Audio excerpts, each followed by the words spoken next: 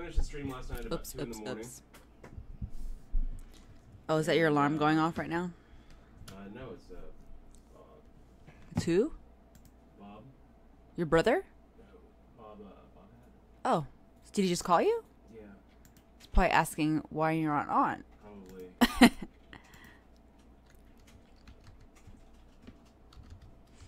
Let me see. But today we're gonna do a good. This is irritating. What's wrong now? What's wrong? What? Well, I forgot to see that. Oh. I got a call. I was getting the Twitch thing going, and I forgot to c-bet my. Well, there's 100 people watching already. Oh gosh. All my stuff is on. Excuse me. So let me text back. Putting everything on mute. Yeah, we stayed up late last night, didn't we? I finished my book. I finished a book that I read. That was kind of nice. Okay. I'm gonna focus on this now. That's just gonna Good to focus. see you guys.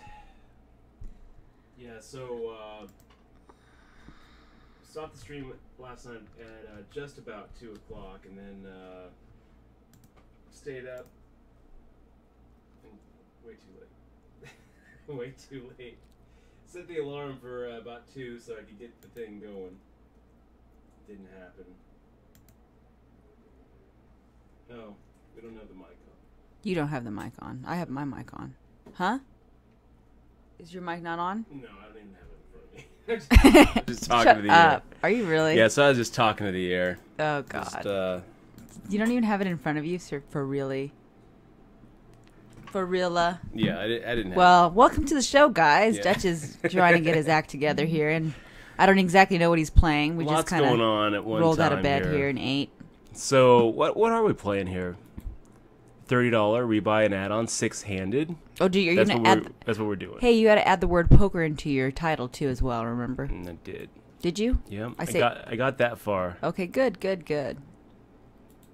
Okay, let's make that fold here. Bow out. It's starting So, soon, guys. What do we do today? So we stopped the stream last night at about 2.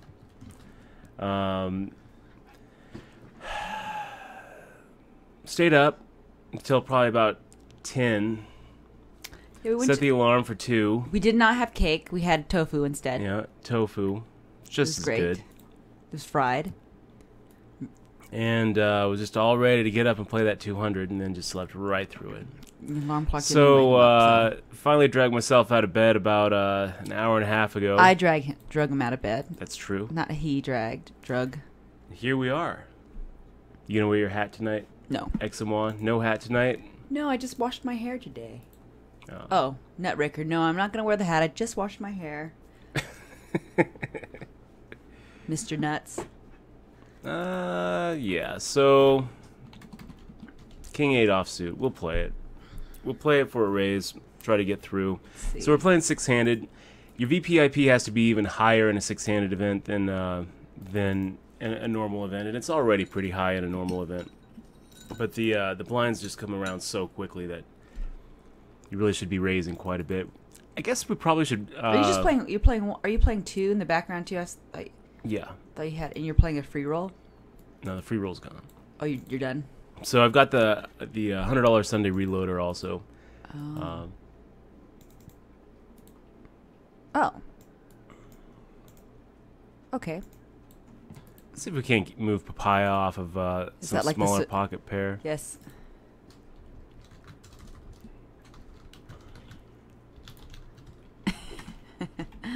They're all catching up with our with your noob mistake. Yeah.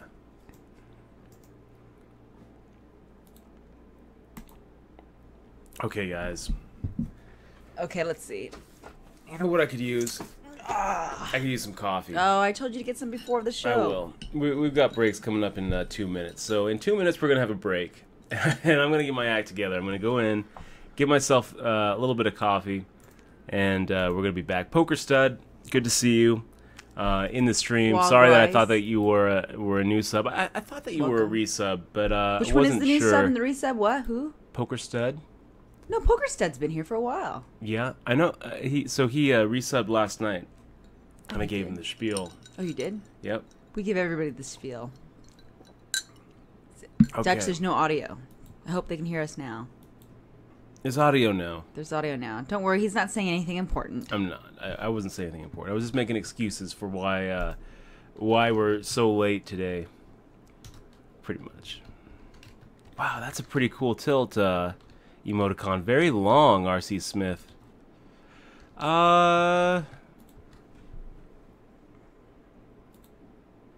Yeah, let's play this a little bit aggro against Slickest. I mean, he keeps on open limping, which I feel like it's a mistake. So let's take the pre-flop initiative and go ahead and try to just take it with a C-bet. Oh, Helicopter Dude's back. Oh, they can hear him now. Oh, look. Helicopter Dude, great to see you, man. He's about to get his thing, get his act together Okay, there. and we'll go ahead And you're caught up now. do a little raise here. Our normal amount, 3x plus the open limp. Here we're gonna go for wow, we'll go for a 3x of this. So a little 1440.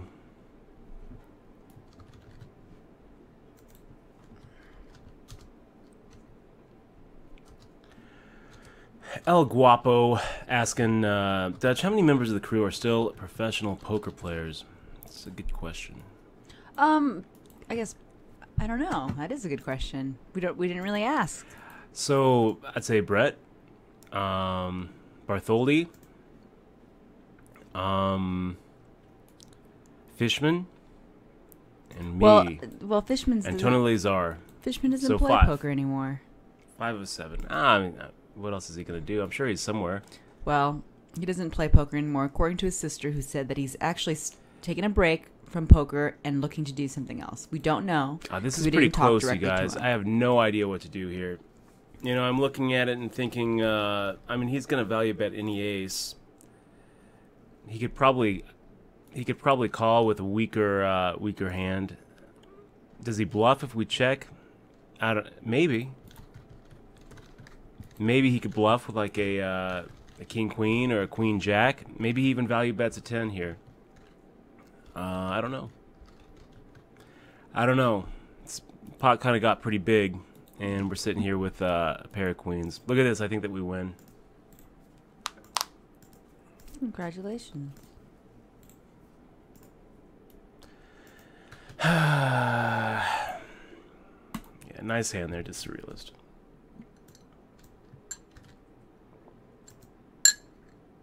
Okay, guys, we're gonna go get some coffee.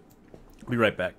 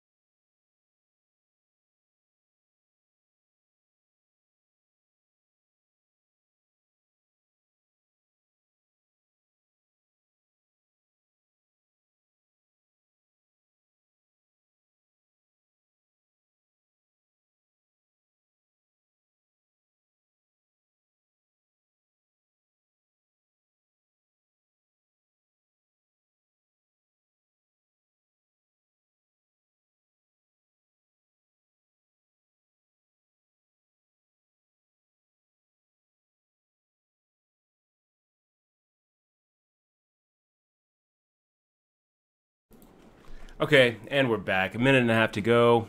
Poker Rat, thank you very much for the good morning wish. I'm Crazy No saying, I enjoyed reading Poker Tilt. Finished today. I'm Crazy No. Thank you very much for giving it a read. Thanks so much, man. I'm glad that you liked the read. Spent a lot of time writing that book, so it wouldn't have been worth it unless some people give it a read and enjoy it. So thank you very much, and thank you for the time and attention and the compliment. Sherlock saying at a bed at 6 p.m. Yeah, it wasn't quite 6 p.m., but pretty close. Closer to 6 than 5. So the rebuys are over. This is it. We've got 86, 87. So started with a little bit. We have a little bit less than if we had rebought an add-on at this point. I think it's 4, 4, and 6. So 14,000 is what we started this tournament with. That Queens kind of took a little bit of wind out of our sails, but it's fine. Places paid is $1,400 up top. Let me go ahead and show you the lobby here.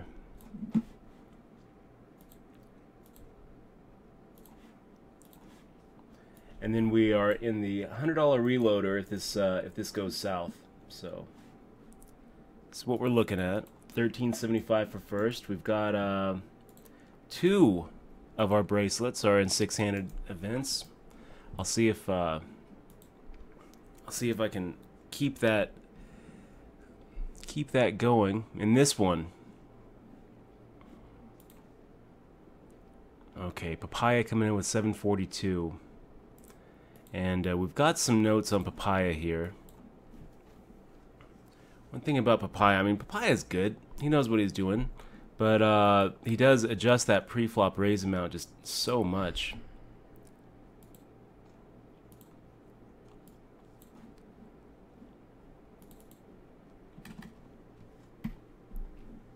So we're tapering back 2.5 times the big blind, 7-8 offsuit. That's going to be a raise in 6-handed. A lot of people look at 6-handed as, oh, well, you just played the same as if you're in a full ring game and the first 3 people folded. And, I mean, that's... If you look at it that way, you're not going to go so wrong, but that is not the way that you need to look at it. Because what you need to look at is cost per hand. You know, so, well, on this other hand, we have... let me go ahead and add this 100 right here. Somehow we got into this situation.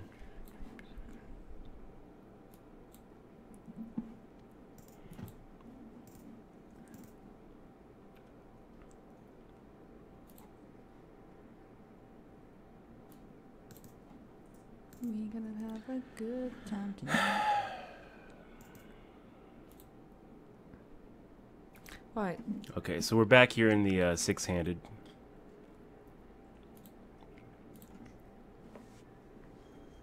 That was the $100 reloader. And Queens against Ace King, all in pre-flop. Nice hand there, buddy. Worth knowing that we also had Ace 10 coming along for the ride, and I didn't really know what to do with him. When the flop came with the king, I kind of felt like one of them must have had, one of them must have started with Ace King, so it didn't really feel like it was worth betting into a dry pot. But maybe we should have. I don't know. So we're gonna go and oh geez, Papaya, what are you doing here, man? Papaya loves you. I guess. I mean, it's just such a huge shove. I mean, this is the kind of play here that Papaya is doing that makes me put a little bony fish next to his name. You know, if he's just risking so much, and when we call, he's just waxed. You know, and we're gonna call with our top 5, 6, 7, maybe 10% of hands here. If he's got like a huge strong hand, well, then he's not getting any value out of it with that line. If he's got a weak hand, then he's risking too much when a smaller raise would do. If he wants to check raise there, if he wants to limp raise in the small blind, that's fine. I don't think that's like the worst play. He can do that. like a limp in the small blind doesn't quite get you the same bony fish as like a limp in you know, when you actually have like some fold equity and you should be raising. I don't really like limping in the small blind, but it's not the same thing as an open limp, is what I'm kind of saying. And if you're going to check raise, that's fine, but you don't need to check raise, you know, 12, 13 times the pot. Anyway, go ahead and make the fold here.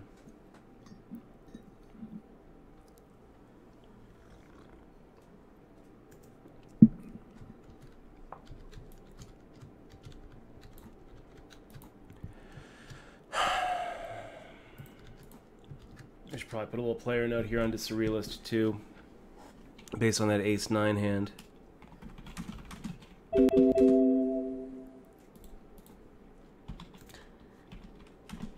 Safari Joe read your book, and he put a review on Amazon I'm going to read right now. Not out loud. I'm just going to read it. Aw, man, Joe, thank you so much, dude. Really appreciate you giving it a read. Let's see what we... Oh, wow, we have two new. It looks like we have two new. Okay, so we're tapering down now to 680, you guys. Because I've talked about this again, the amounts here. It is really awkward if we're going 2.5x and then we're trying to taper down to 700 at the 150-300. So 680 at the 140-280, and then we're going to be at 700 at the 150-300. Queen 10 of hearts. Slickest gives a call on the button. Okay. Very, very good. Gitmo, great to see you, man. The series went okay. 5 cashes. Nothing really to write home about. The best was an 11th. Okay, so let's go ahead and fire out a half pot size bet against Slickest. Now what? No idea now. Let's just go ahead and check, I think. See what he does. He fires out a half pot size bet. Good call here, guys. Oh, cool. Look, Abar 0907. Bar 0907 with the sub, man. Thank you so much for clicking on that sub button. Really appreciate it. Yeah, so we're kind of putting Slickest on a smaller pocket pair, and then he just decided that, yeah, so that's exactly what he had. He had pocket sixes, you guys, and he decided that the ace was a good bluff card for him, but I didn't really feel like, he was aced up, so... Let's go ahead and raise Papaya here. He makes the call. It's a pretty bad flop for us, really. How much did we make it pre? We'll go with 1960. Pretty bad flop for pocket fours. But we can represent an ace. We can represent it like a king-queen. And at this point, he check calls on the flop. I think that if he was going to give up, he would have, so... We're done with this hand, unless a miracle hits on the river. Yeah, nice hand there, Papaya. Way to catch up. So yeah, when Slickest made the really quick call on that Queen 7-5 board, we're kind of putting him on a smaller pocket pair. The ace hits. We're not going to give him credit for an ace. And we might have been able to even get him to bluff on the river. I mean, we're checking there on the river, probably check calling. Masick 2011, Dutch, what do you think about adjusting pre-flop raise amounts based on position? Masick, it's a good question, and I think that if you are going to be adjusting your pre-flop raise amounts, that's the way to do it. I mean, you will notice that we kind of do that already in our game plan. If if we're in the small blind, we're raising more pre-flop than if we were on the button. But we don't really make a distinction between the amount we raise under the gun and the amount we raise on the button. And the reason we don't is because it's already pretty small. Once we get it up to here 150-300, we're already at the 2.3 with a 700. So I mean, what are you really going to do? I guess what you would be doing is raising a little bit less from early and a little bit more. the closer you get to the big blind, right? So maybe you make it a straight minimum under the gun, and 625 here, 650 here, 75 or 700 on the button. But expected value with the resub. And you know what? A bar, I gotta tell you, I don't really feel like I did you justice. Thank you so much for clicking on that sub button. I was right in the middle of that hand thinking about it. We're going to go ahead and ship you a DRM-free digital version of Poker Tilt for clicking on that sub button and supporting the stream. I really appreciate you being here, man. And thanks for clicking on that subscribe button and showing your support. And as for you, expected value, man. Thanks for sticking with us. Wow. 5 months. I think that might be a record right now. I don't think we've seen a 5-month sub. So thank you so much for being here and supporting the stream, sticking with us through that summer where we didn't really do a lot of twitching while we were going for that bracelet hunt. So thank you guys for being here, and thank you to our new sub. Thank you to all of our regulars and our old subs. Really appreciate it. We got Bob Hatter in the house. Bob Hatter just coming off of a nice little heater out there in Colorado. That's what he was texting me about. Oh, nice. So, nice job. Nice win. Nice win, buddy. Yeah, so back to Masic 2011. The reason I don't do it, and if you are going to adjust your pre-flop raise amount, it's a lot better to do it based on position than on hand strength for sure. But I mean, how much are you really adjusting it? We're already so close to a min raise at this point, and once you finally get to like the 1K, 2K level, you are just straight up min raising. So, we're never raising more than 3x. I guess that, if you were going to adjust it, maybe you do. Maybe like early on, you start at like 2.5x under the gun and go all the way to 3.5x at the on the button.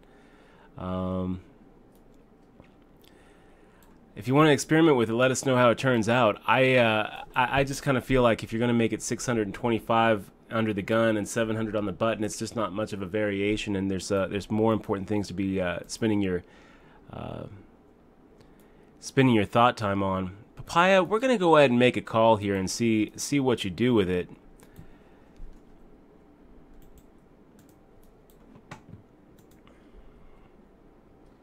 I feel like we're ahead, you guys. I feel like we're ahead. Maybe not. Now he's just firing out that pot size bet. Did it pretty quick. Okay, we'll give him credit for better than a pair of sixes. We might have had the best hand there, you guys. We might have just gotten blown off. It's okay. It's okay to sometimes get blown off the best hand. Wow, pot just seems so big here. So let's just make it, we would make it 3x, so let's add the 2. 1400 seems okay.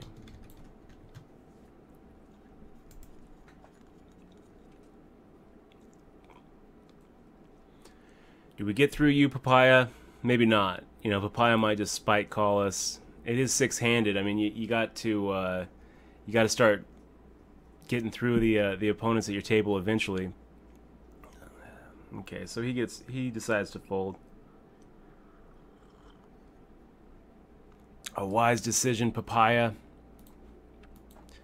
Queen deuce offsuit. We got Mad Rudy 1 in the big blind, ready to defend with most hands. Papaya coming in with 847.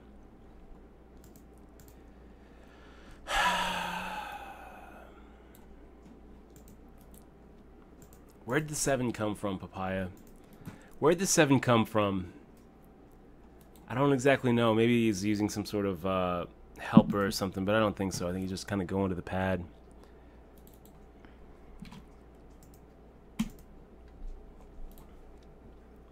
He's just all over the place in his pre-flop raise amounts, which is why he has that bony fish next to his name. We've also seen him get it in pretty bad at some points. Okay, let's go ahead and continuation bet. Is this a good flop for us? I mean, yes. This is also kind of one of those flops where if you want to start making an argument for not always continuation betting, that's a pretty good argument. That's a pretty good flop to do it. If we're live and we can, and we know that he's just has 0 outs on that flop, then sometimes we'll just go ahead and check it to him and hopefully let him catch up. But we're going to go ahead and stick with the plan of pretty much c-betting everything when it's heads up in that spot. I have, wait, after you're done with his hand, I have a question for you. Yeah. In regards to your book, so. Okay. Hey, Dutch Boy, congratulations on your book. Great read. Just curious if the title came to you immediately or if you considered multiple. And Dutch's your best friend forever. Just subscribed. It's great to see you. Thank you very much for that. Clicking on that sub button. We're gonna, speaking of the book, we're gonna go ahead and ship you a copy of the book, Poker Tilt. And oh, look at that! We got K-Cat with the sub and Phobes with the resub. You guys are great. K-Cat and Dutch's BFF. Yeah, so we're gonna K-Cat, Dutch's BFF. We're gonna go ahead and ship you this DRM free digital version of my book, Poker Tilt. And big thank you, man, for clicking on that sub button. Really appreciate it, K-Cat and my BFF. That's my. Where's my BFF? Yeah, let's go ahead and make the call here. We'll defend with the old Jack 9 and hope to hit 2 pair. We'll hope to hit top 2 pair here. Let's go ahead and check it to Mad Rudy, and I think Mad Rudy probably just wow. Okay, fire out a half pot size bet. Let's see what happens.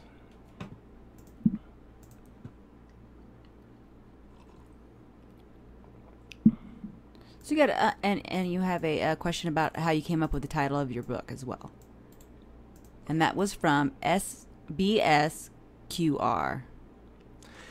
Okay, so as far as the title of the book goes, so PokerTilt.com was one of the domain names that I hand registered back in like 2004, and it was getting a lot of type-in traffic. I didn't really know what to do with it.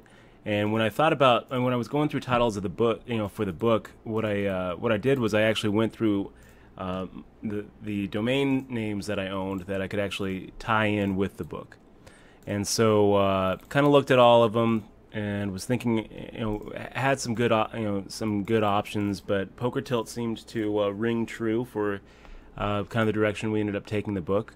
And the strategy book is going to be PokerTells.com. I have PokerTells.com, so we're going to call it PokerTells, and it's going to kind of work with, it works. Poker Tilt, PokerTells. Those are, it kind of works together. So we did think of other names. We were thinking of some other names. I was looking at, we had some other domains to look at that might have fit. We also were looking at. A couple of the other names I was thinking about was kind of taking the old who wrote that one, The Education of Herbert Yardley. I was kind of thinking about taking his title and kind of repurposing it, like The Education of a Modern Poker Player or something like that. A couple of others, but Adventures in Crazy Town, I was gonna never mind my title. What was yours again? Michelle had a really good title no, idea. I did not. You no, did no, not it was like great. It was did great. not like it. What was it again? I can't remember. I'm not going to say it because it's embarrassing you. Nah, it doesn't. These are my BFFs here. Baba Ganoush, OG, just subscribed. I could tell you. I could write it down. And Baba Ganoush, we're going to ship you that DRM-free digital version of Poker Tilt. And thank you so much for subscribing. All of you new subs, you guys, I can't tell you how much I appreciate it. Baba Ganoush, K-Cat, Dutch's BFF. Where's my BFF? Actually going and clicking on that sub button and pulling out the wallet, $4.99, saying that you're getting enough out of it to actually buy me a beer. I really appreciate it, man. If it wasn't for you guys, we wouldn't be doing this. We wouldn't be doing it. We wouldn't have the stream. So all of you guys who don't sub, you guys are great too. I'm not trying to take anything away from you guys because just being here and watching really supports us. Clicking on the follow button, I mean, that doesn't cost you anything. Click on the follow button. That supports us too. But, you subs, you're really subsidizing the whole experience for everybody. So thank you very much for being here and clicking on that sub button. I can't tell you how much I appreciate it. Baba Ganoush, K-Cat, Dutch's BFF. You guys are the best. We got some resubs too, so you guys are great. And I'm in your pocket. How much does your book cost? List price is $24.99. I think that you can get a paperback on Amazon for something like $18 right now. You might be able to pick up a used copy too. Digital, I think it's $4.99, or you can make the sub and get it for free. Hi, I'm in your pocket.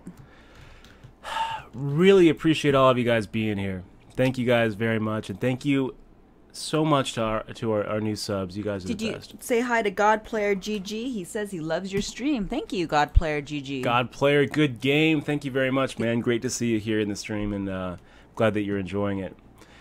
Okay, so trying to build this up in the six-handed, I kind of feel like had some setbacks, kind of going back and forth. The Jack 9 didn't really go the way that we wanted it to. This is kind of the right flop that we're looking for with an 8-10 of hearts. So let's go ahead and fire into both of these guys.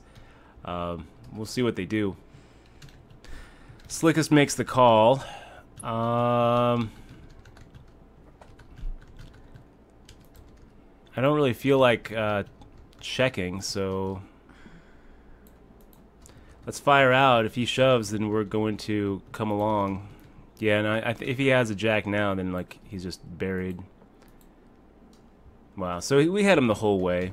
You know, he didn't really have much of a shot there. And we got Butters at the table. Hey, Butters! Butters, what a champion! Yay. Congratulations, Butters, on that amazing run in the main event. Always a good week when you can. Come away with six figures. So, man, we were rooting for you to make that November 9. I know that you must have felt pretty bad about it, but 400,000, that buys a lot of Kleenex. So well done. I feel your pain. I feel your pain, having come 12th myself. So great to see you, man. Okay, so yeah, let's go ahead and make the call against Butters. We're gonna go ahead and defend our big blind, and with an ace, ace 10, and we've got a king high. I kind of feel like I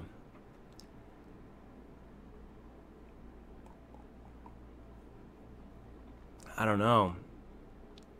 Hey, Danger Meow. I'm gonna go ahead and fold. We will fold. Danger Meow, great to see you in the stream.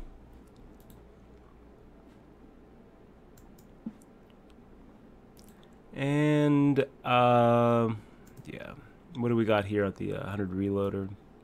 Kind of a hand developing. But you know what? It doesn't matter. We're focused on this. The six-handed rebuy and add-on. True Grit. Everyone folds to us. Yeah, let's go ahead and take a shot at him. Shots fired, True Grit.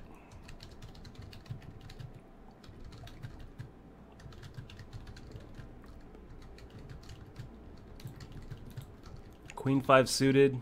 We got Mad Rudy here with 9 big blinds. Let's not. Let's go ahead and make the fold. Don't attack a drowning stack.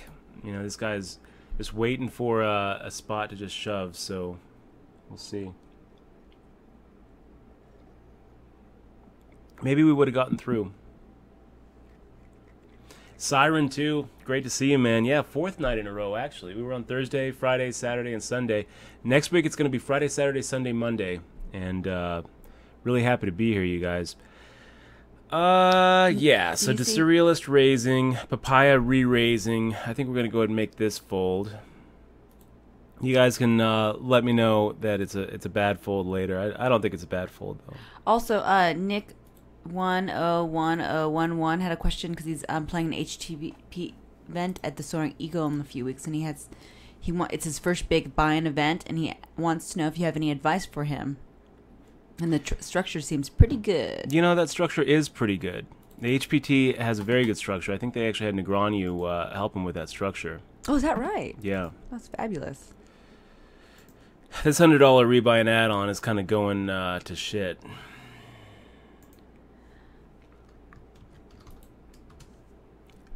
Make the call. I think the book is 18. We are out on Amazon. of the $100 reloader. Ace Queen in. Oh wait, It's a re-entry. I forgot. I forgot it's a re-entry. I was really disappointed. And then I was like, oh, we're not out. Flowy old says, Exmo, is it hard dating a thug? She has dated some thugs before. She has. Oh she my would God, actually, Dutch is she would not a actually thug. be able to, when I was younger, to answer that I've question. dated guys that went to prisons, or jail. Ooh. And sold drugs and all that stuff. So Dutch is nowhere in that realm. He doesn't even know what a thug is. He wanted to move to Denver, or he wanted to. What was it? He wanted to not Denver. He wanted to move to Detroit because he thought it was going to be fun and artsy. Me? Yes, you did. That's not why. I thought it was going to be cheap. And cheap. I thought it was going to be cheap. We'd be able to buy a place for like $200. You know, it's just like super cheap. Okay, Butters coming in with 800. We're sitting here with the ace deuce off. Yeah, we're going to go ahead and defend. And what do we do with this kind of board? I don't know. I think that we're going to actually make Butters show us something.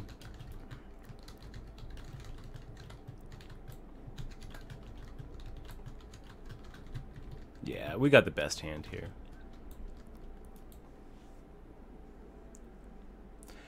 He might have caught up with the queen. Thank you, BSRQ. He said that. Wow. He said Butters. thank you for explaining. Oh, what happened? Butters with the 6-7.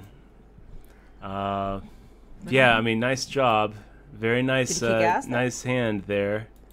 He got. He did not get a lot of value out of that. I mean, you got 1,600 post flop from me, but I'm kind of thinking that you could have gotten a lot more than that, buddy. He could have, yeah. But he's probably being kind. Yeah, he's probably taking it easy on me because he's like, we'll let him live. Thank you, Butters, for letting us live. Gosh. Yes, but Butters is awesome. Yeah, you gotta love it, Goluk. Golak. Yeah, Gizmo Oz. Oh, Butters had a deep dumb. I bet those people buying a piece of his action were happy. Oh, I bet they were. He went really deep, like crazy final two tables deep. Like, oh my gosh, we're gonna have two Twitch streamers at the final table with Butters and Negroni. Awesome. It's gonna be awesome. Butters Poker in the stream. What's up, man? It's great to see you, buddy. So yeah, hell of a run, man. Hell of a run. I know the feeling of that final two. So I know it's just like we shouldn't talk about it. It's sad. Okay, I'm not going to talk about it. I mean, it's not sad. He did. But it's a happy, job. Right? Because he. I mean, that's very deep. Yeah. So we got True Grit making it my 900, his 2100, and we call not really knowing where we're at if we hit an ace, but we're gonna just put him on a smaller, like a kings, queens, jacks, something like that. We're not gonna just give him credit for being aced up here. So yeah, really well done, Butters, and great to see you back on the grind too. There's money to be made every day. True Grit, yeah, let's go ahead and give you the check.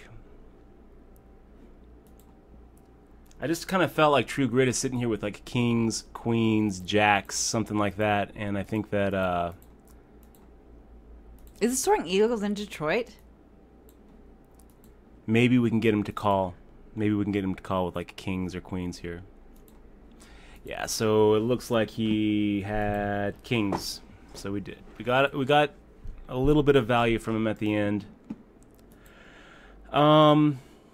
Where's the Soaring Eagle at, Dutchie? Michigan. Oh, Michigan. Oh. Yeah, it's north of Detroit. Oh, no shit. I didn't know that. Yep. I don't go anywhere.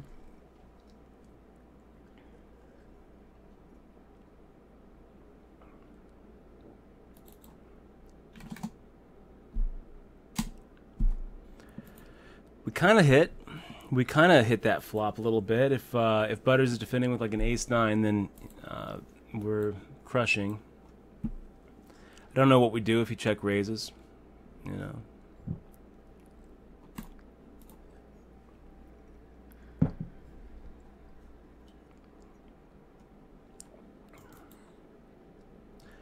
Anyway, it's actually pretty cool to be at the same table with Butters right now on WSOP.com. It's kind of cool.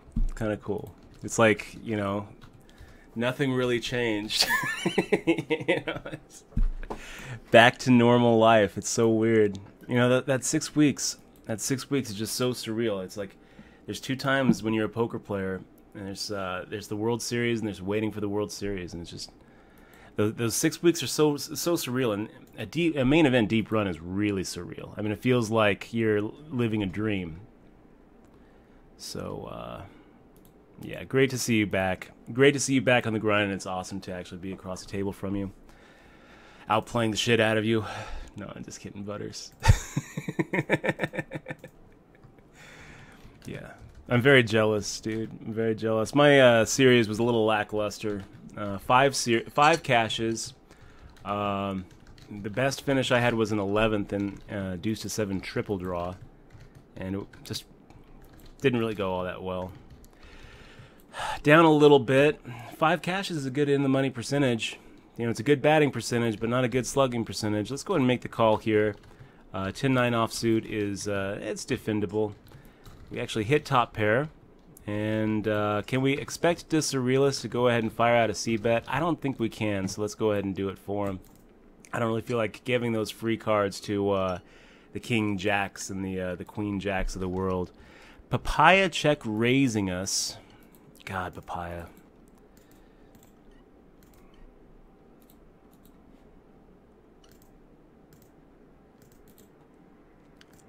We do have top pair here.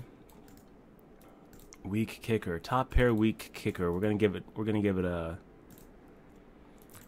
the old goodbye. And Papaya, if you just check raise us with some sort of stupid draw, or check raise us with worse than top pair, bad kicker, then good job, man. You got us off the best of it.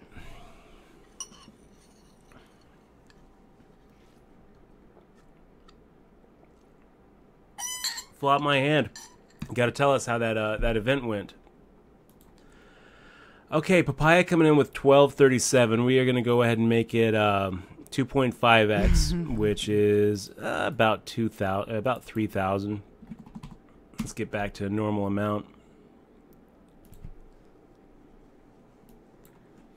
We hit our ace, so let's fire out the same amount, 3,000.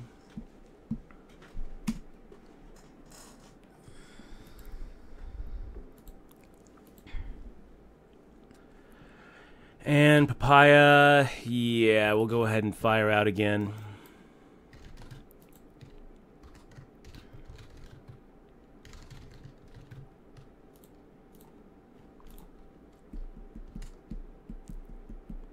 Hey, Vegas Jaden.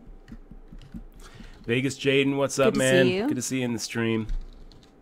So I kind of feel like, what did Papaya have? Probably like a king, queen, queen, jack, something like that. Maybe even a weaker ace. We might have actually caused us a little bit of value by not checking back on the turn. But I don't know, it's kind of a scary board, so we'll just take it. We will claim the equity. Just claimed. Started kind of getting big, so.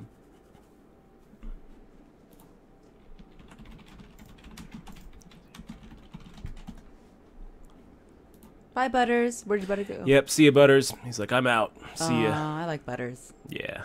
I should subscribe to his channel so I have his emoticons. You should. Because I want his emotes. I subbed. I know. I want to, though. But I guess, he's probably streaming now, then. Here. I'll go. Juggle. Can I use your credit card? Yes, you can. Oh, wait. Right now? No. I have to answer this email real quick. Yeah, give me it right now. So I can use it's so irritating when he doesn't make it enough for us to actually fold with any dignity. I just wish that he would make it more. Instead of that min raise, that was actually even like less than 2x. So, I mean, we can't ever fold there. So we're just kind of sitting here looking stupid. Being like, oh, I guess what are we looking for? Flopping a flush, flopping 2 pair. But if we fold for less than a min raise, then it takes away all credibility from future raises. And it just, it invites action that we don't really want. So I mean, if you're going to make it, double our open, you're going to have to fade 3 cards at least. And, but it's rough. Okay, so Papaya coming in with 1175. We're sitting here with a 5-6 offsuit. And yeah, we'll go ahead and defend our big blind here. It's a pretty good flop for 5-6. He makes a quick check. We will fire out a half pot. And if he check raises, what do we do? I don't know. I don't know what we do if he check raises. I don't know what we do here if he just checks the turn. I think we're ahead. I think our 5-6 is ahead. I think that he was probably just check calling with overcards. So, I mean, he's probably looking like an ace-jack here, a king-queen, king-10, queen-10, something, around that range. So, if he had like a king-10, queen-10, I think he calls there. So, I guess like a king-jack, queen-jack, ace-jack, something like that. So Dutch, Butters won his seat in, right? Yeah. Yeah, he won his seat. Yeah, he won his seat in one of those $200. He sold action after, right? I think so. Which is very wise of him. Was wise of him. So yeah. So yeah, we'll give it a shot here. True Grit has enough where I don't really feel like he has to be making a move, but and he also has enough where if he shoves, then we can make the fold. But we'll attack him. He's not quite at that drowning stack stage yet, so. Oh, I wish Bernie Sanders loves poker. What? And wants to see it go national. Well, we should have Bernie Sanders. Is that right, Golok? I don't know if that's true. Is that true? I think so, yeah. Let me take a look. That's not the first time I've heard that. It could be. Let me take a look. Bernie Sanders. Golok could be a shill. No. I mean, you know what? We should have Bernie Sanders for president all over our Twitch stream. Why not? Could we do that? We could probably do that, right? I'm not sure what Bernie Sanders.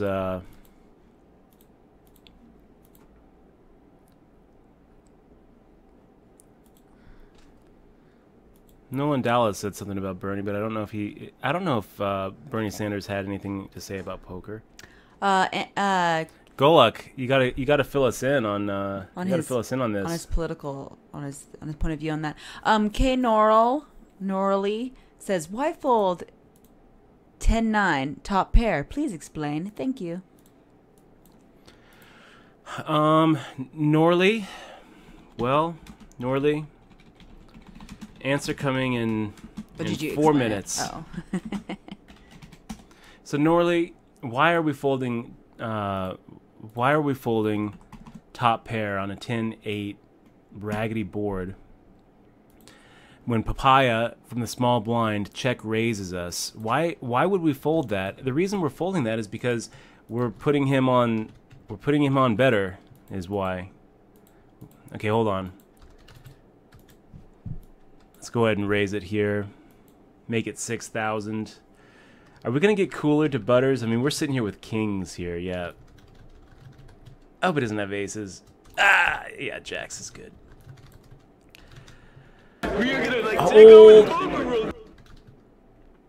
Ferrari Doctor with the resub. Great to see you, buddy. Bump. Big fist bump to you, Ferrari. Nice to see you. And Butters, pocket jacks. I mean, that's kind of a cooler spot. Ferrari, awesome to see you. I wish that we could have spent a little bit more time during the summer. Just realize that any other time you come through Vegas, it's not going to be busy for me. You know, the only time that I actually Where's feel Ferrari like Doctor from? I think he's in L.A. Oh, then you can come by. I mean, he's the one who's working on the Girl Meets World show. Oh, okay. I got a chance to meet him really, really briefly. Love having you on the stream, man. Okay, Dissurrealist, we will defend here. And that's a pretty good flop, actually, for our King 9 offsuit. That might put us in the chip lead after that. Yeah, we're second out of 21. Oh, well, you have a lot of chips. I moved. I mean, we beat Butters in a kind of a cooler situation. Oh, really? I didn't see it because I was answering questions. So the reason we folded the 10-9 offsuit, Norley, is because I didn't think that we were ahead. You know, As simple as it gets. Dissurrealist, you're going to have to fade some outs here. That's one of them. Yeah, that's another one of them. So I didn't think we were ahead. It felt like a check raise is the ultimate, especially when he's out of position. It's just the ultimate way for him to try to inflate the pot and try to play for stacks. And so what are we putting him on? I guess what I would ask you, Norley, is what could he have there where a check raise makes sense and we're not waxed? I mean, we can come up with some answers, right? We can say Jack 9 makes sense. Maybe he's check raising his open-ended straight draw with an overcard. Maybe he has like an ace 8 or a 9-7. Same reason for the Jack 9. Maybe he has like an ace 8 or a king 8 where he's check raising his middle pocket pair just to see where he's at. I kind of feel though that what we know of Papaya, I think that he's a lot more likely to just check call when he has middle pair. So a check raise to me makes me feel like he has got top pair minimum, and if he's got a pair of 10s, then we're just completely waxed. We're looking at 3 outs.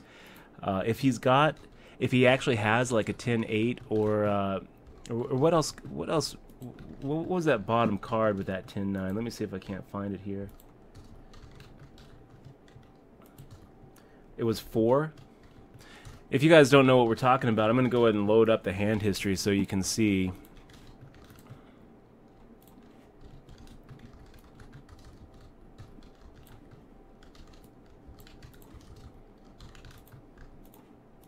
So here's the hand history. This is the hand that we're talking about, you guys.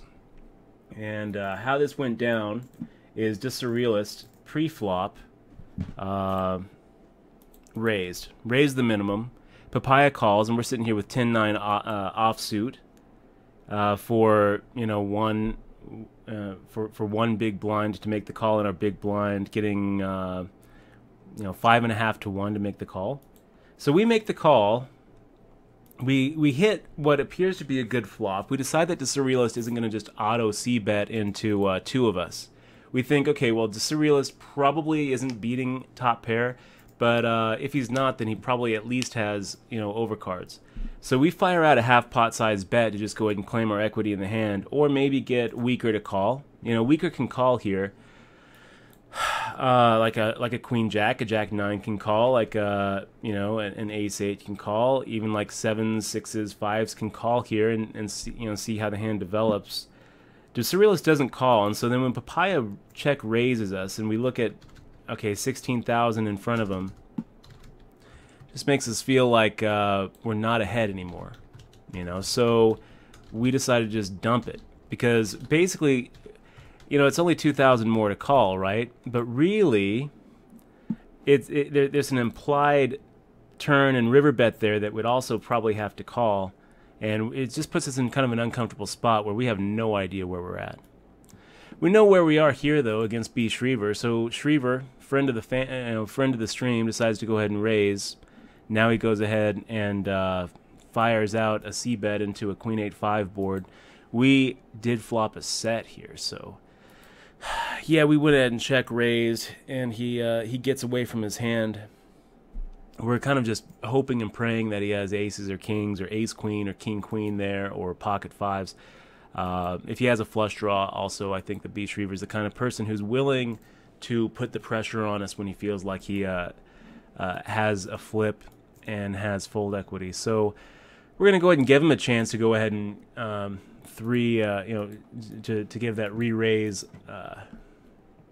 to us, but he wisely gets away from it, which probably means that he didn't have anything. He probably had like an ace king, ace jack, maybe it's a pocket pair under queens.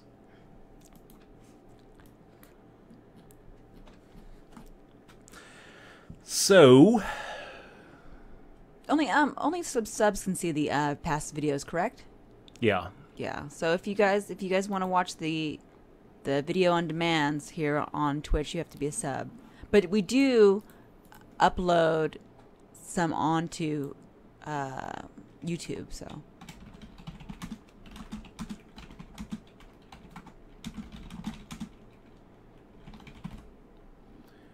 Okay, and yeah, we Are are. you taking the notes? Is that what you're No, doing over there? I'm changing the title.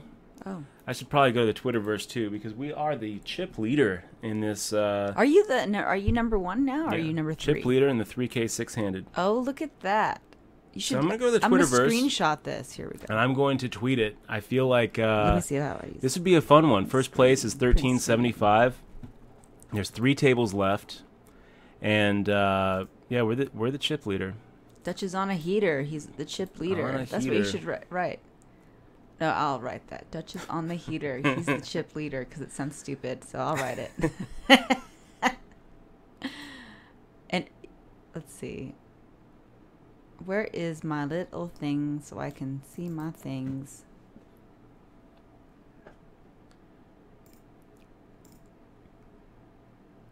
Do do do do do do do do do.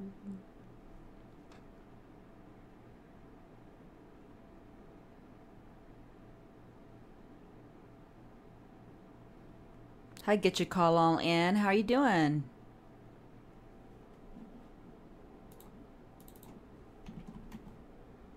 Vegas Jaden says opening soon. Dutch Boyd's seafood restaurant serving up fish all day. It's funny. Did you Twitter it out? Not yet. You multitasking there? I'm trying to, and I think that I got a. I think I kind of made a mistake. Uh-oh. Focusing on your... Oh, you're not chip leader anymore? No, I'm doing fine. Oh. I think that we're still chip leader. Well, now we're second. But you know what? We were chip leader when we started the tweet, so we're going to keep on. We are not going to go back and change the tweet. Second tweet. Oh, never mind. You should put never mind. Now I'm second.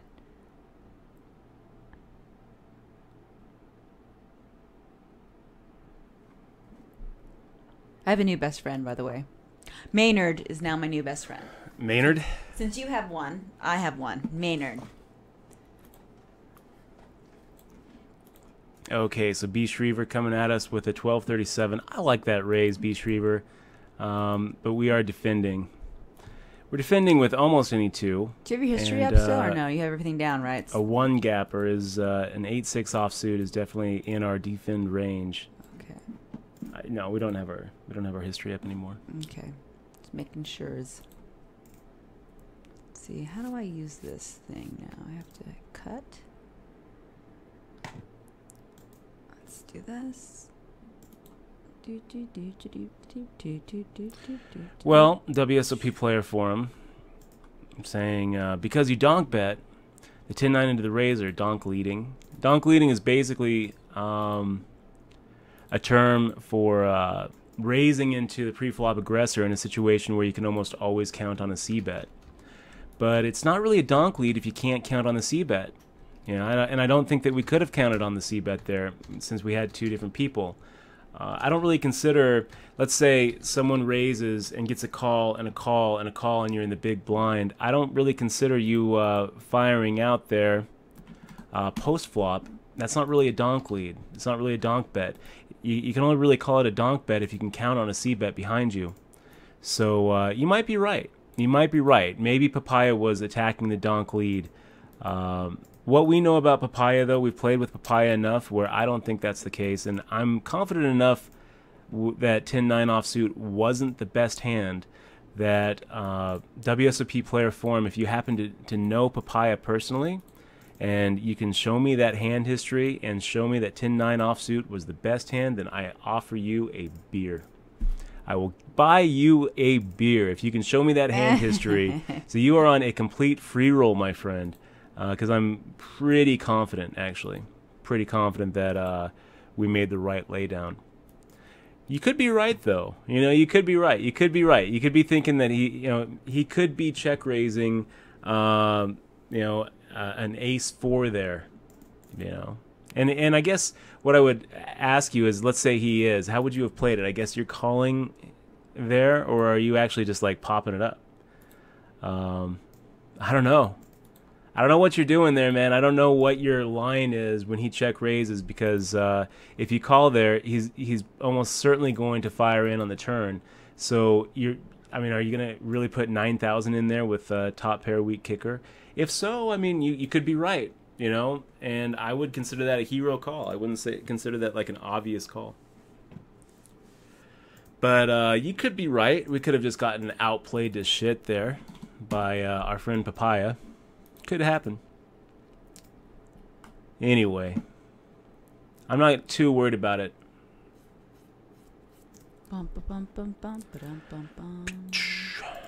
I really don't consider it a donk lead or a donk bet unless you're heads up against a pre-flop raiser. You know, that's really more the donk lead. The more opponents are in, the less you can count on. That auto C bet. So I don't really consider it a donk lead, but you know, maybe. Mo Lewis 33. Good to see you, man. Good to see you, my friend. Mo Lewis is one of my IRL friends, one of my away from keyboard friends back home in Columbia, Missouri. About the best DJ you could ever hear in Columbia. Okay, Lily Bean coming in with a 3x. That's enough for us to go ahead and say we don't really need to defend here.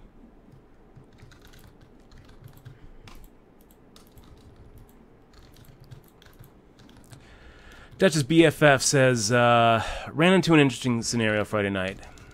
A 2-100 spread game in Minnesota. Late night promo is when aces cracked on table gets a $25 splash pot. We're going to fold this to Schriever. My table image is tight. Our table wins the splash pot. I have $360. Other two callers have me covered. I am under the gun with aces. Okay. Sounds good. Under the gun with aces. I raise to 50. Okay. Because there's a splash pot in there, and everyone's going to think that, you know, you're just going for the splash pot. Okay. Under the gun plus 2 calls. The hijack calls. The flop is king 7-3. I put out the max bet of 100. Under the gun folds. Hijack calls. Okay. So king jack 7-3, and the hijack is calling your flop, calling your turn. The river is the 10. So there's what, 200, 350 plus the splash, and you've already put 200 in there. So you only have like 100 and something in front of you, and it's a king jack 10 7-3. I max and hijack jams to put my remaining $10 in. He turns over pocket tens. Could I play this different? Did I screw up my image by overbetting pre to 50? Is max betting right after the flop? Guy was a crazy aggro. I've been playing with the champ for about 3 hours prior to hand. So frustrating to have him call me down like that. That is frustrating. That is frustrating. And I mean, can you play it differently? I mean, here's the question I would ask you, Dutch's BFF. My best friend for life, my best friend forever, one of our newest subs. This is the question I have for you. Let's say that the river comes a 3 or a 7. Let's say that the river comes a 2 or a 4 or a 5 or a 6 or anything except a 10. Anything except one of those two outers, right? Let's say it comes a king or a jack. Anything except a 10. The question I have for you is, do you think that this player, having called your pre-flop bet with 10s, your flop bet with 10s, and your turn bet with 10s, do you think that he calls the river bet with 10s, facing 150 plus 200 plus 200, so 550, 650, getting 6.5 to 1? Do you think he calls a $100 bet to win 650 if he doesn't hit the 10 on the river? I think the answer to that is obvious. Right? The answer is obviously yes. Yes, he calls that. So, should you have played it any differently? I mean, the only thing that you should have done differently, I guess, is fold to his his little raise on the end. Let's go ahead and make the call. That is like the one hand we didn't want to see, or the one turn we didn't want to see. So now I'm kind of thinking that our now I'm really kind of regretting not check raising that that flop.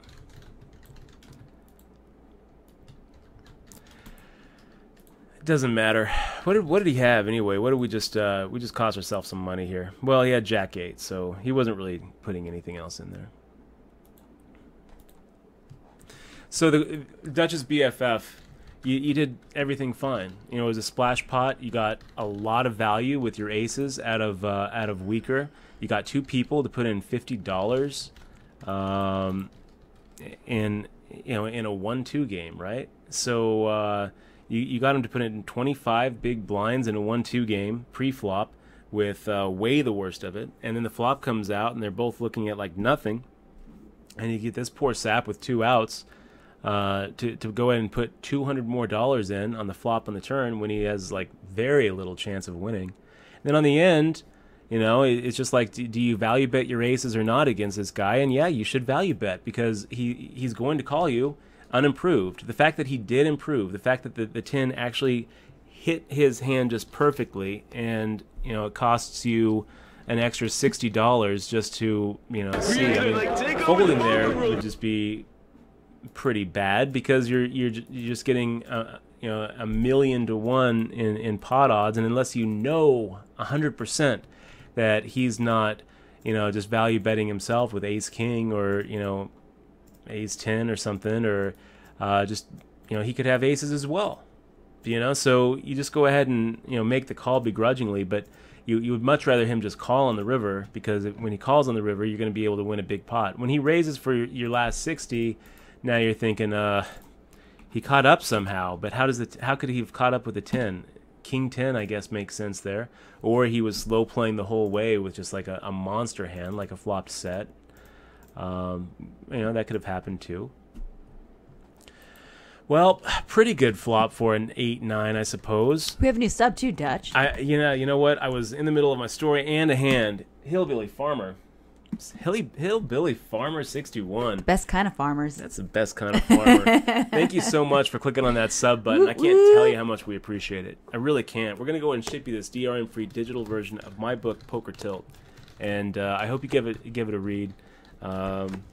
It took me a long time to write, and I wrote it for you, man. So I hope that you give it a read, and if you do and you enjoy it, let me know. I really appreciate you being here, and thank you so much for actually clicking on that sub button, because without you, we wouldn't be able to do what we do. So, Hillbilly Farmer, you are awesome. All of our new subs and all of the subs who have stuck with us so long, we love you guys. You are awesome. Thank you so much for supporting the stream and supporting what we're doing here, and supporting poker on Twitch. If there's anything I can do for any of you subs, I want you to let me know. Dutch@dutchboy.com is my email, and I'm here for you. Anything that I can do to make your life a little bit better, because you sure made our life a little bit better by clicking on that sub button. It's so much easier not to click on it. It's so much easier just to kind of relax, sit back, enjoy the show for free. But we wouldn't be able to do it without you subs. So you subs are subsidizing this experience for everybody else, and thank you guys you are so much, great. guys. You guys are so great. So, guys, we're on break. Yay! And I'm going to go get a little bit more coffee. So don't go anywhere. We're going to go ahead and try to take this down first out of 15th. Oh, did you? And feeling pretty good about it.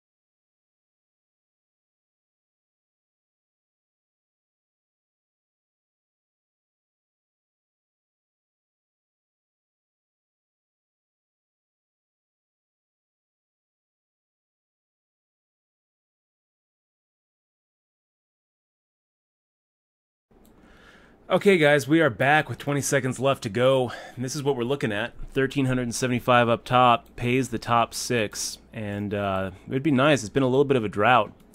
And first place would be really, really sweet in this thing. So let's get back to it. We've got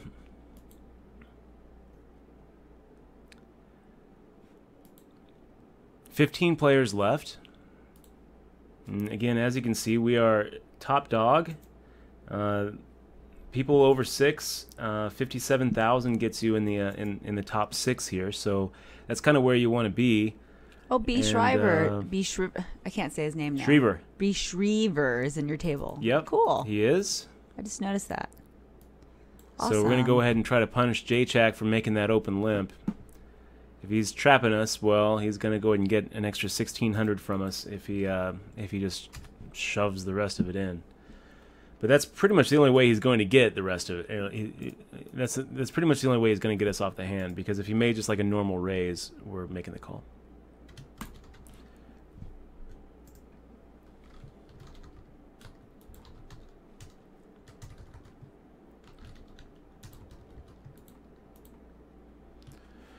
So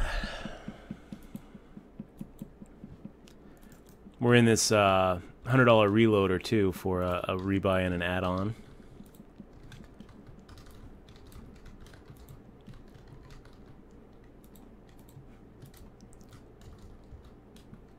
B. Shriver coming in with a shove here with what was that, 12 bigs?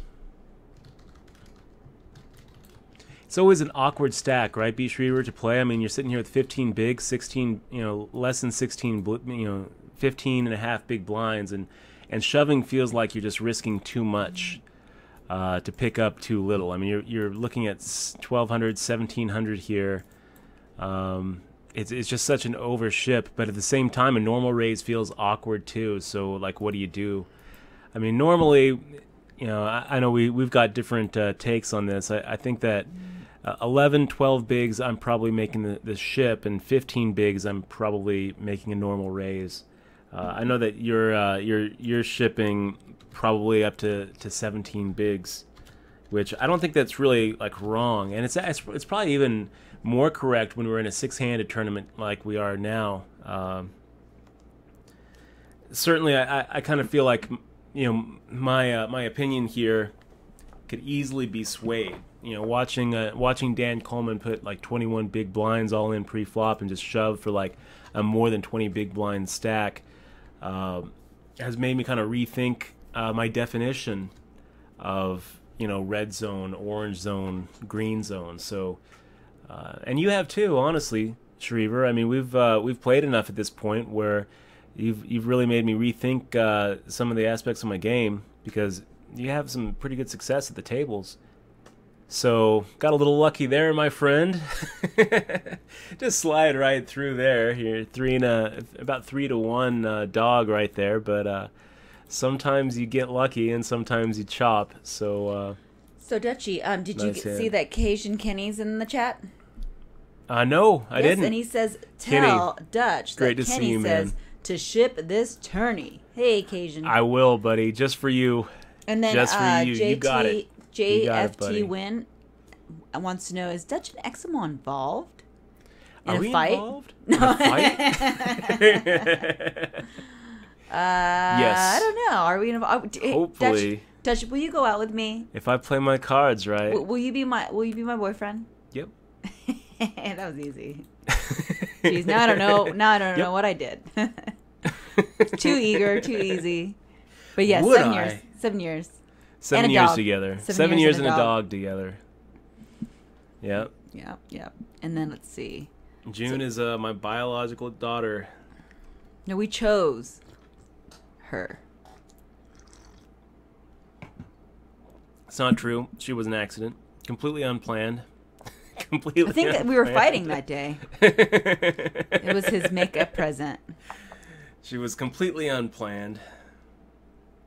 Yeah, June was an unplanned puppy. Yeah. Texas to Nevada, great to see you, man. And nice job the other night. That reminds me of you saw that one where that Vine, that guy was like, I'm gonna be in control. I'm gonna be in control. And then he Yes, gets I puppy. remember that. That was pretty That's funny. what it reminds me of. But I don't know if that was a funny vine. It was pretty funny. I don't remember what. It's gonna be a pain to find, so never mind. Forget I mentioned the vine. Hey, Texas to Nevada. Aw. Okay, we're going to make the fold there. J-Chak coming in with the min raise. We'll get out of your way. We'll get out of your way for that one, J-Chak.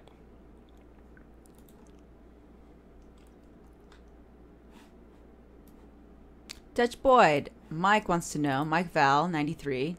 That sounds like something we know. Wants to know, hey, Dutch, what's your favorite poker room in the Strip? It's a good question, Mike.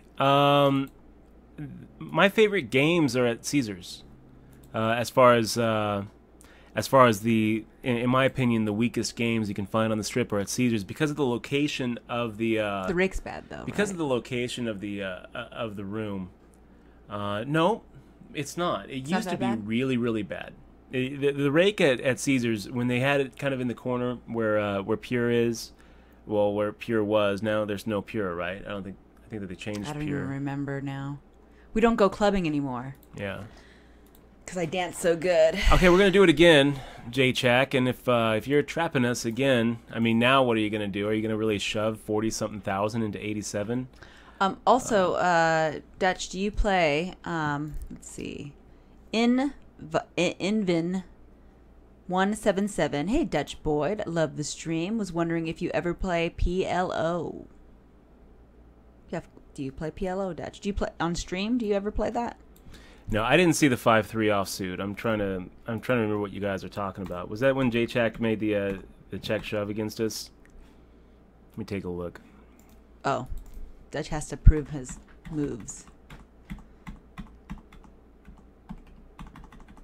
No, I didn't even see. I looked away. I don't. Let's just no, seriously though. Are you gonna play PLO on the stream? Maybe.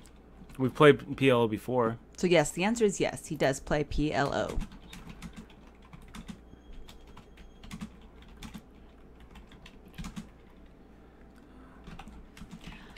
Well, Dutch, are you gonna do a sub chat only final table? Probably, right? Hold on.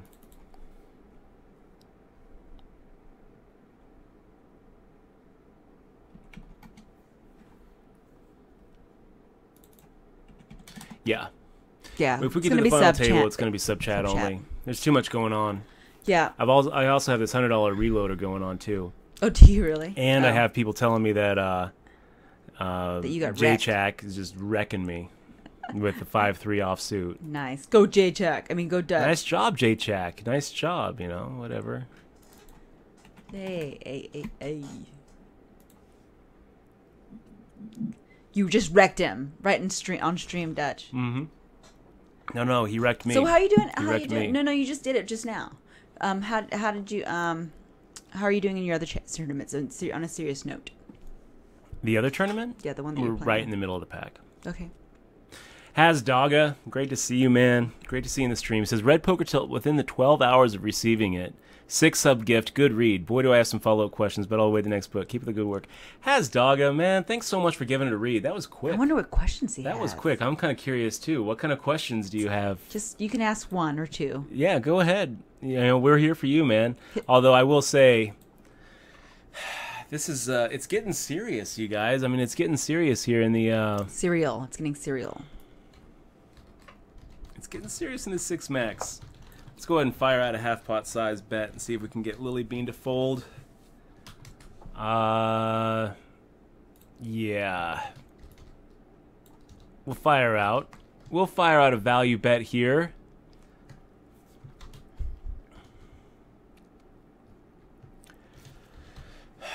I think that we can get called with worse there against Lily Bean, and I think anything better than our top pair is going to be firing out a value bet anyway.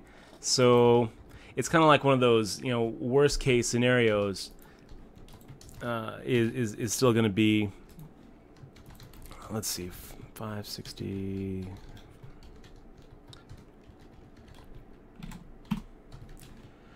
It's like that worst case scenario is that we're beat, but if we check and we're beat, we're losing about the same amount anyway. So best case, we can't really expect him to be value betting worse, but he can call with worse. He's going to always be value betting better. And if we fire out and he raises, then we've got kind of a decision to make. But most of the time, I like the on the river. I like the river bet fold there line better than the river check call line. Because when you start mapping out the decision tree and start weighing all of the different conclusions to that tree, I think that the bet fold line ends up making more money. Okay, so J-Check coming in here with 22.55, and I feel like we can go ahead and raise here. We're trying to make it about 2.5x, so that's going to be about 5,500. It's a strong hand, J-Check. Ace Queen offsuit is a very strong hand in a six-handed tournament, especially the situation that we find ourselves in, where we're closing in on 100,000. And J-Check is right up there in the middle of the pack, but I mean, with this kind of stack, we really should be raising with any ace, especially when there's only 5 people left. I don't really know what we do, Schriever, if you shove here. I don't know. We think about calling for sure, because I mean, we know that you're willing to shove pretty light, and we already have enough invested where who knows. So J-Check, I just feel like he's getting ready. I feel like he's going to be making a move here pretty soon. We might have to suck it up and call him down with ace high.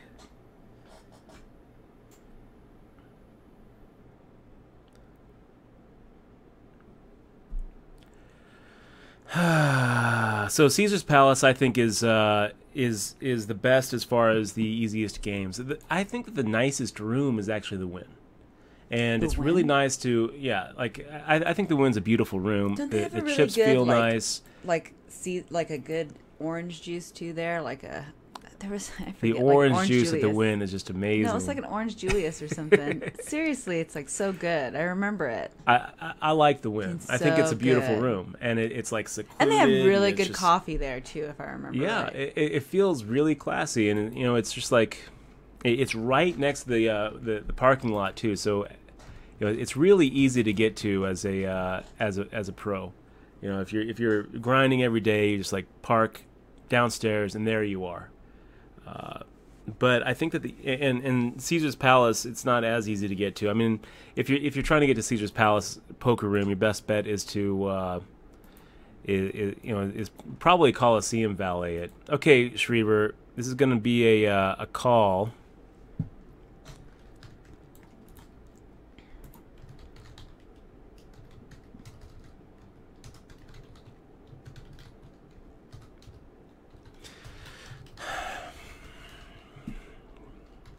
It's never. I just know that it's never satisfying to knock out people that you respect, and when we're on the fence and those kind of fence decisions, whether it's like should we call or should we fold. If we look up and we see a shark on the name, if we see that this is a player that we respect and we think plays well, and because of that jungle rule, we don't go out of our way to knock out other good players at the table. And Schriever is an amazing player. I think that might be one of the very few flips that we've gone into with you, Schriever, where we've come out the other side smelling okay. So I'm not going to lose too much sleep over that one, but just know that I took no pleasure in that, and well played. Also, really good job last night too. I mean, making that final table. I didn't quite see how it turned out. We stopped watching after the Midnight Madness went down, but. You looked like you were doing pretty damn good at a table that was pretty tough. So, congrats on that score. Yankees fans G. Any advice for people attempting to find a stake? What type of deal would you recommend? I guess use your social network and see what you can come up with. I mean, if you're not Twittering and you're not Facebooking, you should be, and you need to start building up a social network. Because unless you have some sort of crazy results, the backers aren't going to just come to you. You really have to go find them. Wow, what do we do here? Lily Bean making the shove for 17 bigs, and Reload's making a raise. We're going to go ahead and just fold here. Wow. Yeah, look at that. That would have been a fun one. Lily Bean. Lily Bean, I'm not going to say that I can't approve of that shove. But you did get us off of the best of it, so nicely done.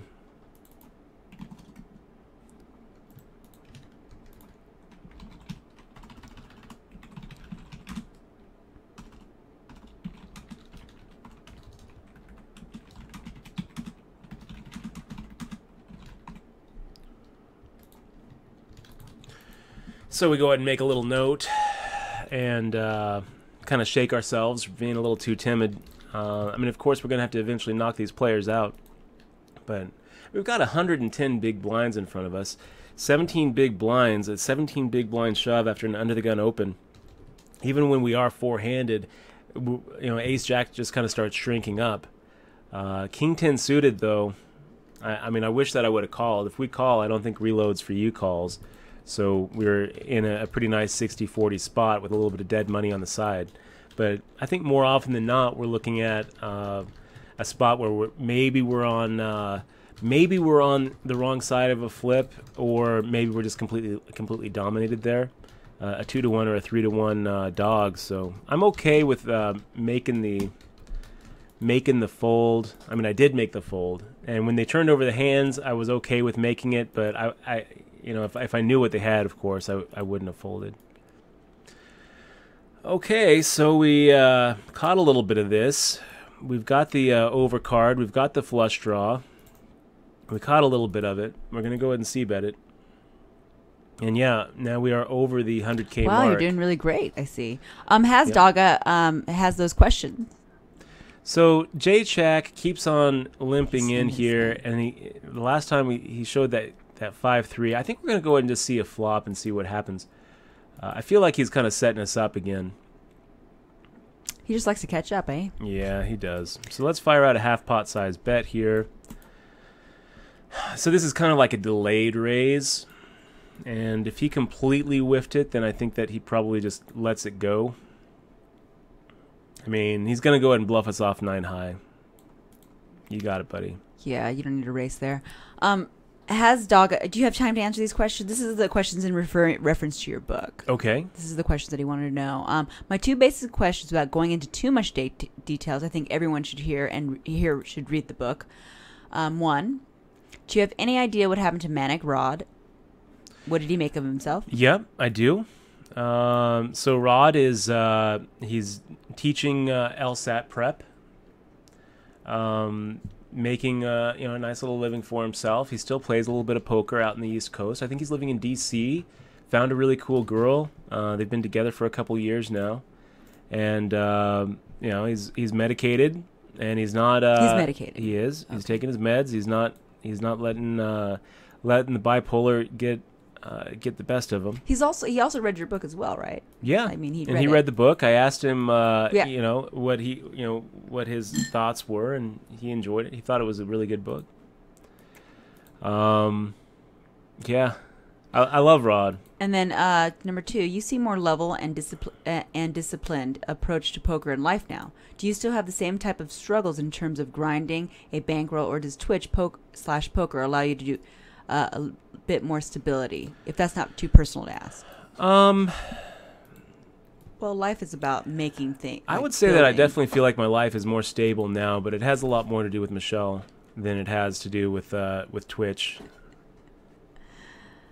But yeah, because we just started twitching in March. Yeah. And I've been with Dutch for 7 years, and he hasn't had an episode since 2008.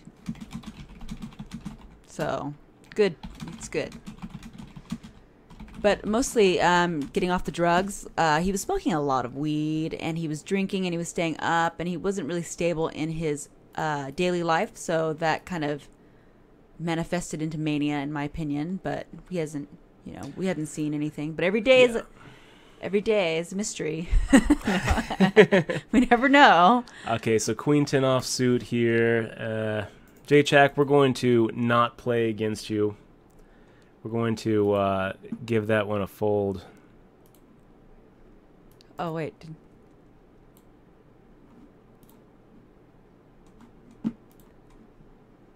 Wait, is that deleted? Did you delete it? No. Oh. It's just because of the Nightbot yeah, sorry.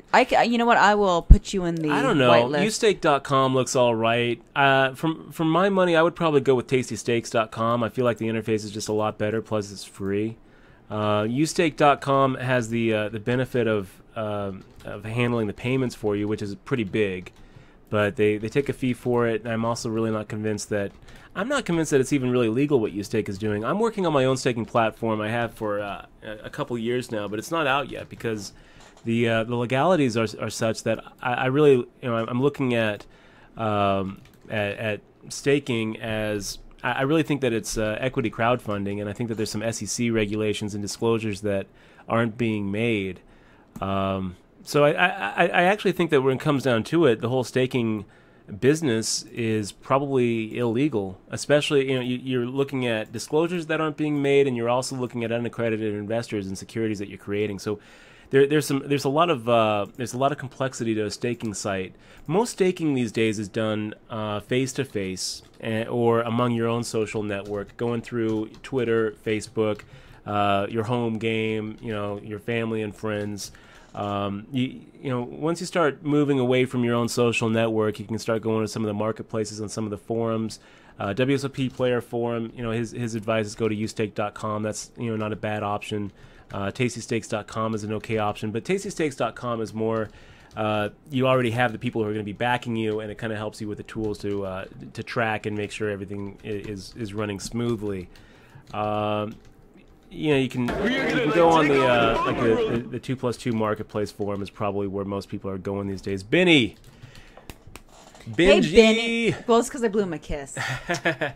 And I blow you another one. Benji, thanks so much for clicking on that sub button. Really appreciate it, man. Well, can't tell you how much it means to us. It's probably more the knowledge, Dutch, actually. Benji, we're going to go ahead and ship you this DRM-free digital version of my book, Poker Tilt. So... just as our, the very first sub perk we're going to be rolling out to you as a subscriber and friend of the stream. There's going to be more. We're going to be pulling out some more sub perks besides just the cool little emoticons and the nice feeling of knowing that you are supporting the content that you're watching. If it wasn't for you, Benji, and for all of you other subs, we wouldn't be here doing what we're doing. So thank you so much for supporting the stream. You are awesome, Benji. Thank you so much. And if there's anything I can do for you, I want you to let me know. I'm here for you, in your corner, really easy to get in touch with. So I hope to continue to see you here. And if you have any questions or thoughts, if there's any way that I can make your life just a little bit better, I want you to let me know. Okay, you guys. Yeah, Honeyborn. J-Chack is playing pretty good. He's playing pretty good. Did he get busted out, or he's still in? He still has the bony fish because he's making open limps. And we he's don't making like the moves open limps, that I guys. don't really agree with. The 5-3 offsuit. I feel like he just would have been better bluffing to begin with, rather than inducing me to raise and then putting his whole tournament life at risk. Okay, Lily Bean making a min bet.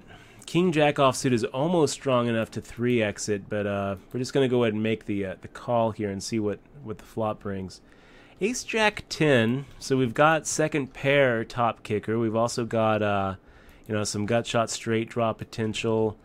But we're gonna get it. We're gonna just let it go. I just feel like Lily Bean was raising with a weaker ace. So especially with the bet size amount post flop.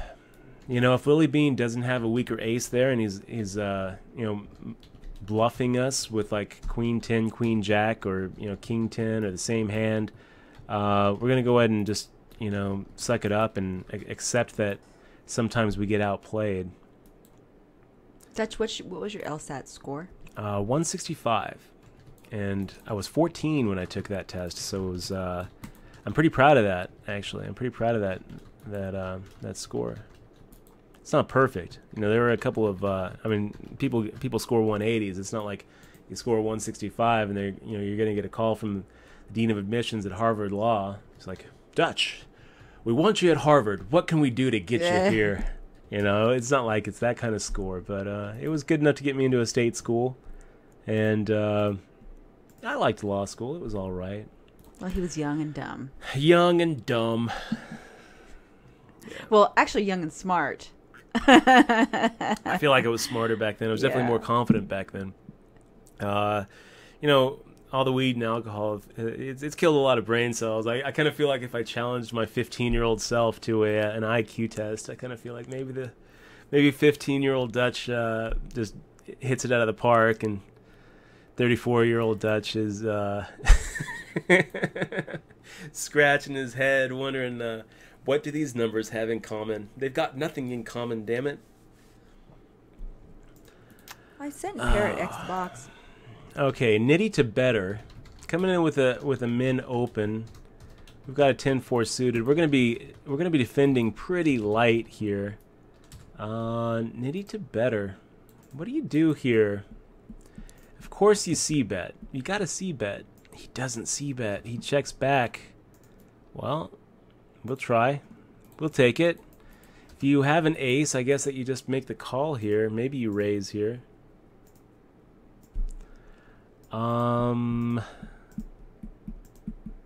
This is irritating. A little bit irritating. Because a weak ace is, you know, a lot of players like checking behind with that weak ace. And then when he makes the call on the turn, I mean, he's basically saying he's got a weak ace. I mean, he could have some sort of busted flush draw. The busted flush draw would be clubs, not spades. Let's just make the fold here. We'll give him credit for having fours beat. And if he's bluffing, well, nice bluff, bud. Nice bluff. You got through. If you're bluffing, you got the better hand to fold, and that's okay. We can reward strong plays. You know, strong plays should be rewarded. So yeah, we're gonna go ahead and go with a 8K here. We're going for the 3X, so 6,000, 8,400 is really what we're trying to make it. I wonder what J-Chack does. I wonder what we do if he goes and decides to get all crazy with a raise. He's thinking about it. Look, he's thinking about raising. I think that, yeah. So he does raise.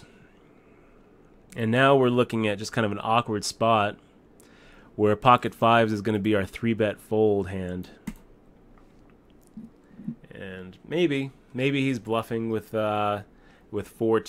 I mean, if he's got 5-3 there, we're pretty much crushing him. But I think he doesn't. I think that this is one of those weird spots where a 4-bet is probably going to be a bigger pocket pair. Maybe not. You know, we might have just gotten outplayed. It's okay to get outplayed sometimes. It's okay.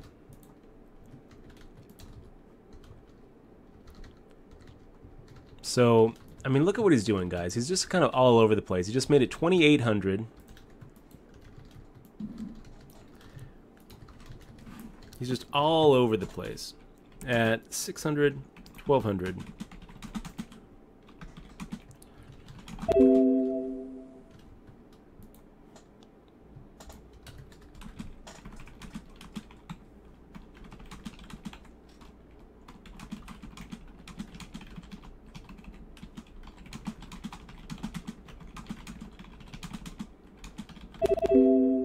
So Ebony Heinies is having trouble getting his money From Bovada? Yeah, did you read it on the side? Well, I remember him saying yesterday, right? The same thing yesterday.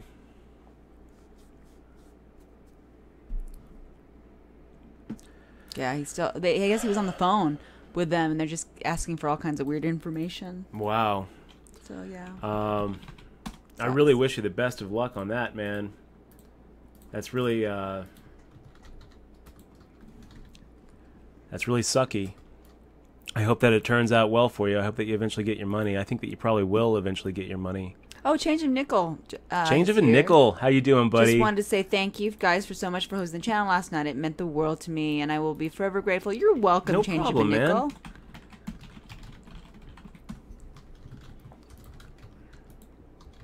So, I think that we just go ahead and call here.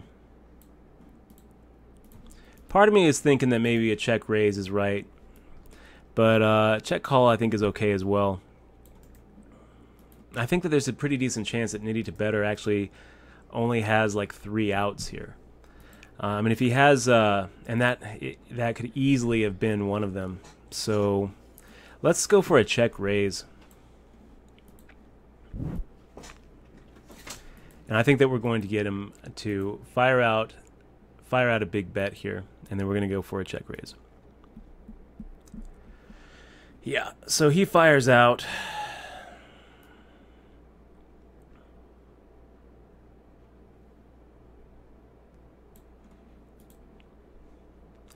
And calls me with ace jack. Calls with ace jack.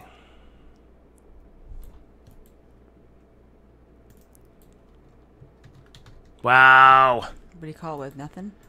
He didn't call. He shoved. Oh, wow. Shit.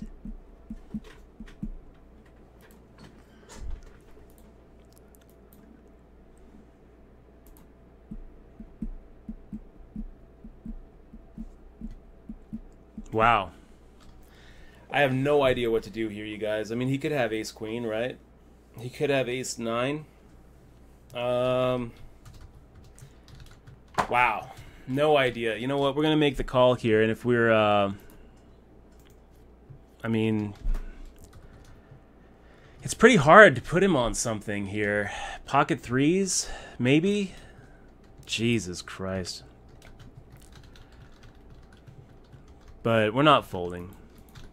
Yeah, ace 9. Nice hand there, buddy. Nice hand, nitty to better. That was a pretty sick run out. Pretty sick run out, you guys.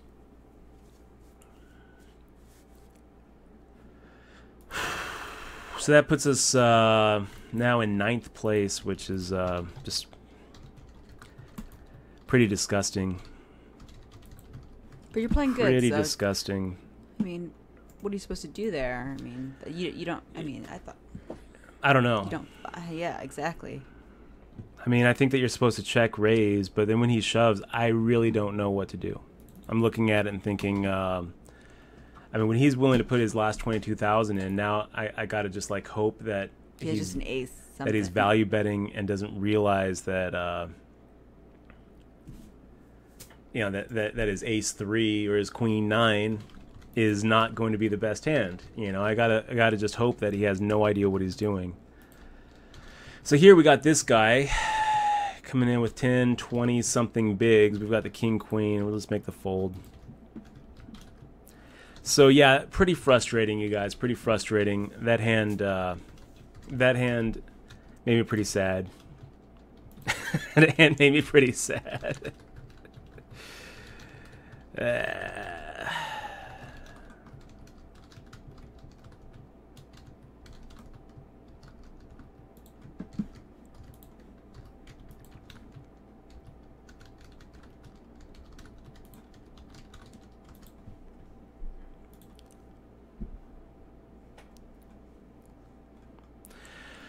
Oh, man. Your lobby's up. Is your lobby still up? Oh, my God. Yeah, it is. The whole time? Sorry, guys. Oh, no, really? So you guys didn't even see the hand. You guys probably didn't see what we just had happen.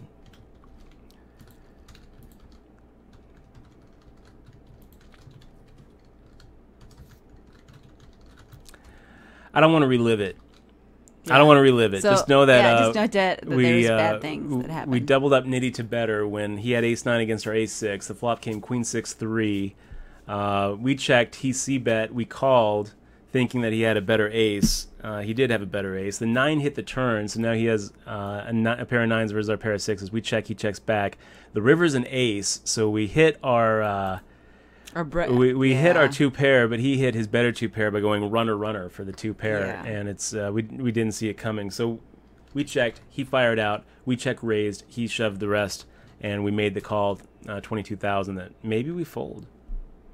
You know, maybe we fold. Yeah, you guys can't see what I see. Sorry, guys. Sorry about that.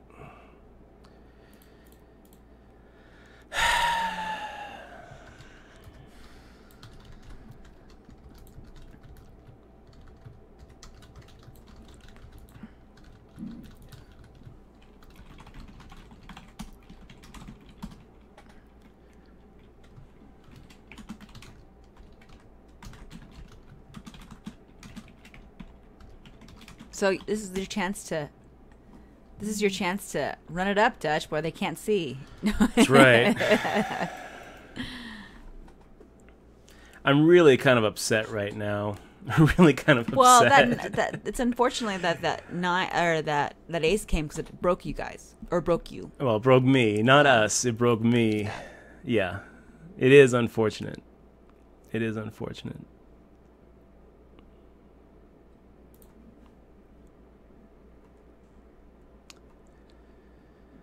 Okay. We're gonna go ahead and make the fold here.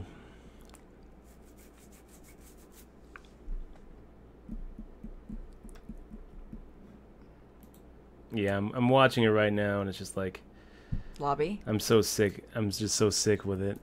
It just sucks. Okay, 8 out of 9.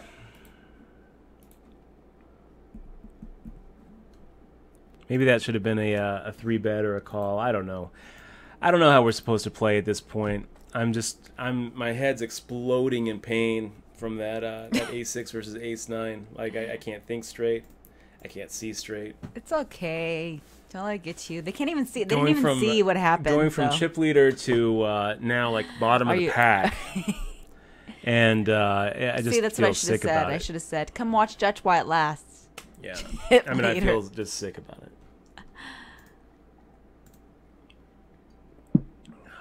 You can't beat yourself up too much about it. We can, and we will.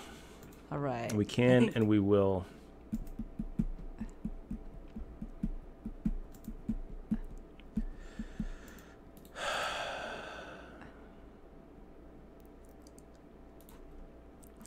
Jay Lawrence, I'm just not in a joking mood right now. I'm sorry.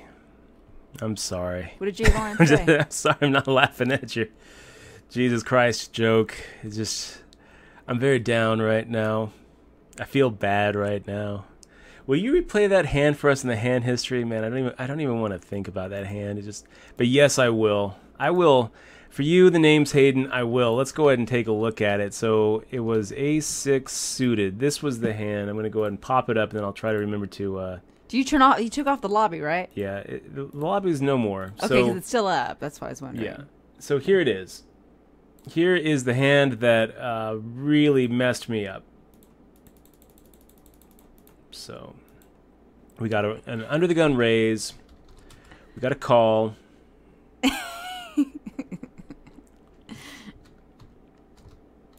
I wish. And that's how it went down. We should make an emote of shame. Shame. Yeah. You know, like from Game of Thrones. Shame. With a little bell, maybe. Shame. There you go. Shame. Shame. So now we are 9th out of 9 with a little less than 20 bigs, but still feeling okay. I mean, we know how to play this. We know what to do.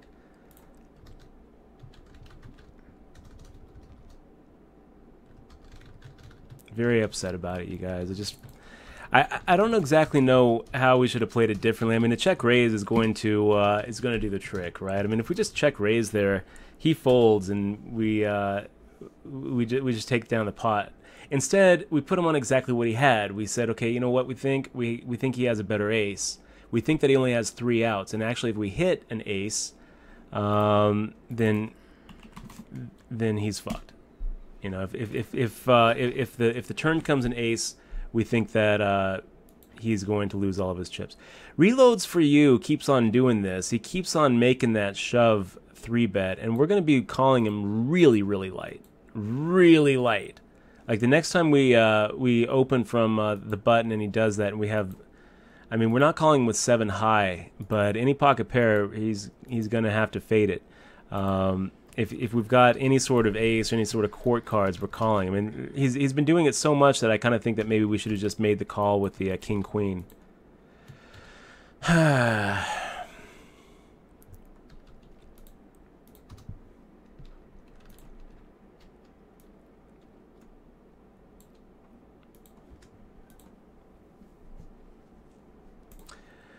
So 9 out of 9. We are pretty close to the stone cold bubble. It pays 6. It only pays the last, the final table. Little A7 offsuit action. what do we do with ace-7 offsuit and 11, 12 bigs? Nitty to better making the raise. I think that it's a shove here. Hold our breath and hope. So we get through. It's not like you haven't been in this spot before, Dutchie. No, we've been in this spot so often. Yeah. Reloads for you. Yeah, we'll go ahead and make the shove here too with the king 2 suited. Nice. Gets through. Look at this 10 big blinds effective, so now we're at 16 bigs. We'll make the fold. Looks like Nitty to better now makes it a 4x there instead of a 2x. Interesting. Head is still spinning, you guys. It's still just spinning. Let's go ahead and make this a we'll make it a normal raise. If reloads to you makes a shove, we call. And it just gets through, so that's good. Make the fold.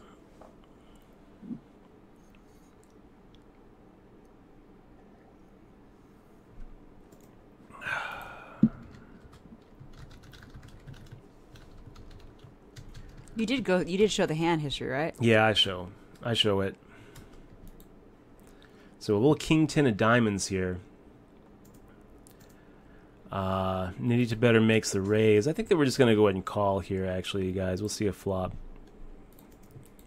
A little ace 9 10 action. He checks behind. It's against the law to use a HUD, right? Yes, it is.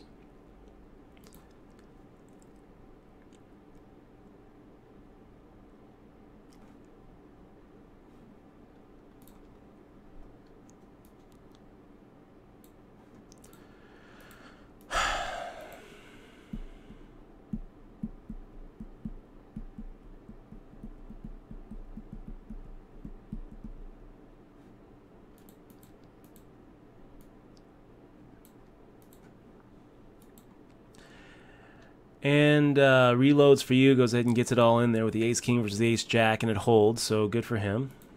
This is pretty.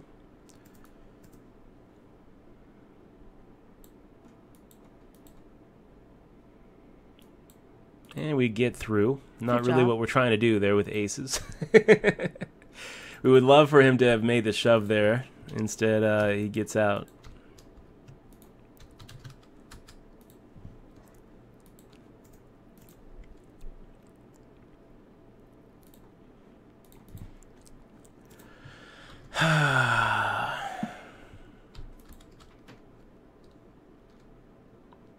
So Born in 1500 says, so he could have gotten away from it cheap by just calling. Hell, I could have gotten away from it cheaper by just folding.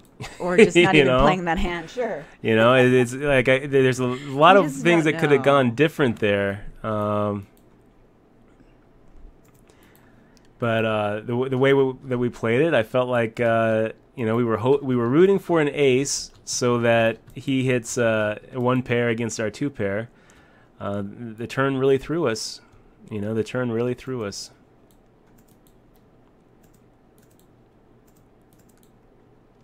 So what do we do here? 9-8 offsuit. I think we go ahead and check call. Your tilt is so funny. Sorry. It's okay. What do you have here?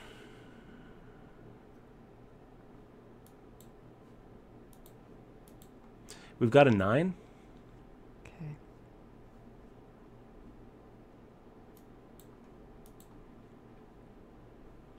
I don't know what to do here, guys. I mean, he's betting pot here.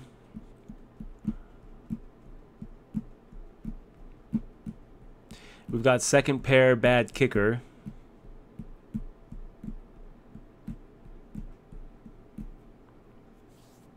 I don't know. I think we're going to fold. I think it might be the wrong fold. You know, he could be just bluffing some sort of combo draw. I can think of a lot of reasons why making the call makes sense, but I also kind of feel like a pot-sized bet. I mean, he's betting pot there, basically saying, I don't really want you to call, so it's kind of hard to make the fold there. But he could also just be trying to push us off of a draw, a perceived draw, with like a weak king or a better 9. Or he could have the combo draw himself, and we're a favorite, but not that big of a favorite. I don't know. I really don't know. I mean, the plan was to, the plan was to check call, see what he does on the turn, and when he makes a pot-sized bet on the turn, now we're not really too comfortable with our hand.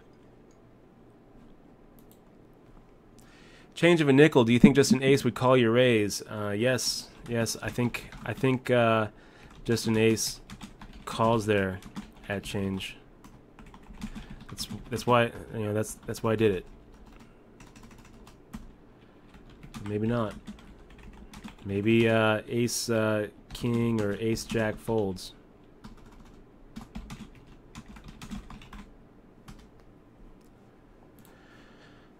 I don't think so. I think that I think an ace calls. I think that if he's got ace king or ace queen, I think he makes a call. Could be wrong though. Could be wrong. Reloads for you, shoving in with 18 bigs. Pretty tempting to make the call with ace 3 of diamonds. Really is. So we're sitting here hand for hand, 8 players left. Shoving. We've got a little ace 6 off action. We will go ahead and make the shove.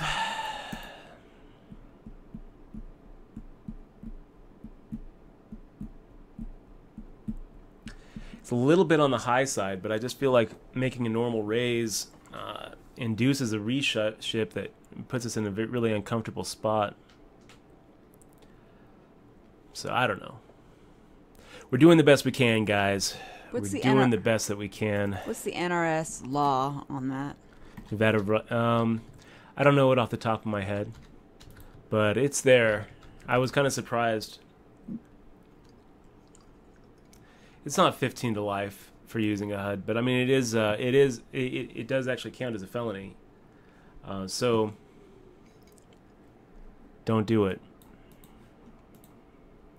It's a felony? Yeah, it counts as a felony. I've never heard of someone getting caught and brought into no one's getting brought into a jail here in Nevada for using a HUD. It hasn't happened. I really doubt it will happen. But if you're using a HUD on something that can, like on Twitch, it's recorded. Mm-hmm. There's evidence. Yeah. You know. I mean, it's just not worth. It's just not worth even risking being the test case. Yeah. You know, we don't really play enough tables. We're not multi-tabling it, so we can keep track, roughly of our opponent's tendencies just with the hand histories up and and watching. Mark Koch in the stream. Hey, Mark. Great to see you, bud. Got to go on your show soon, Dutch. You got to go on a show. Yeah, let's just shove it here. 17 bigs over an open. Nitty to better. I could see Nitty to better making a call with a weaker pocket pair. If he calls with overcards, then we just have to hope and pray that we win that race. But if we just slide through, we'd be fine with that too. Picking up 7K is 20% without having to fade those 3 little cards is just fine by us. I'll make the fold here. Here it is. It's NR. I found the law here.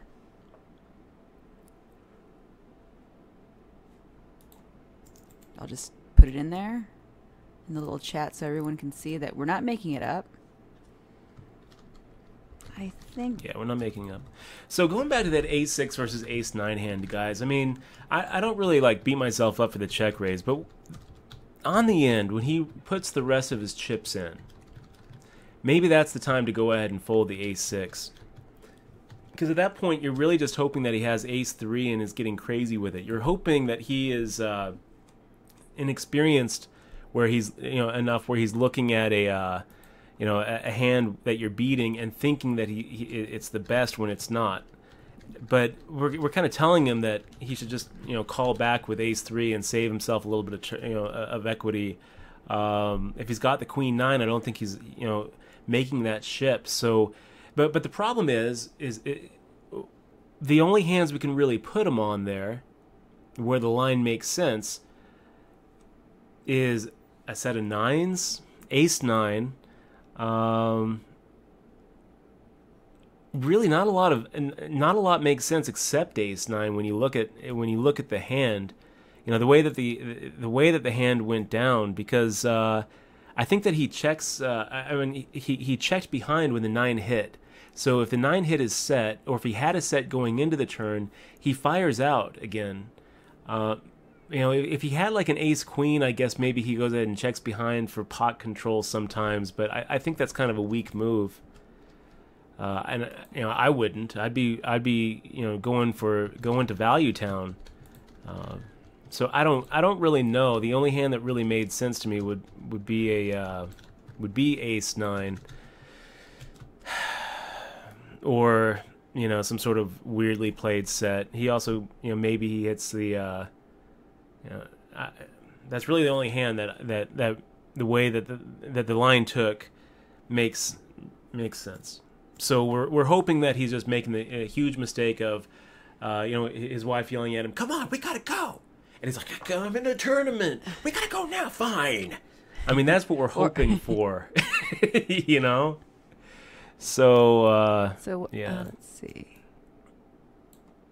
So there's two. So that wait, hold on here. So the final table is going to be 6 players, right? Final table's 6. So why are they playing hand for hand when there's 8 still left? Because they don't want one table to be able to stall while the other one is playing quickly. You know, this actually happened at the main event this year. It caused some drama. Okay. Caused some drama. Interesting. So reloads for you now decides to go ahead and make a normal raise and then folds to 82 better shove. We've seen reloads for you making a lot of open chips. Now when he makes it looked like about a 3x there. Nitty to better decides to make the shove and gets through. So he makes it 7,050 into 2,400, so just a little bit under 3x. Folds to the shove. So what do we think reloads for you had? Probably some sort of suited connector. 8-7 suited.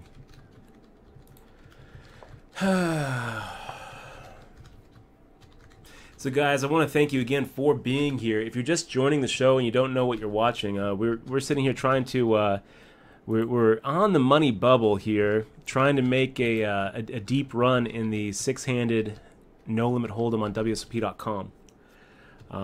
We've put up the payouts. I mean, it's a nice little bubble. We're 2 away from it. We lost a lot of chips to Nitty 2 better. We were the chip lead going for a while. It's so much nicer to be the chip lead here when. I mean, you look at Nitty to better. I mean, he's just got a real nice position here where he should be raising most hands. I don't really know that he needs to be shoving, you know, his hands, but I mean, it'll do the trick. I'm gonna go ahead and get the other table up so I can kind of see what's going on over there. We got Bobby Claw over there and P-Fink with a lot of chips.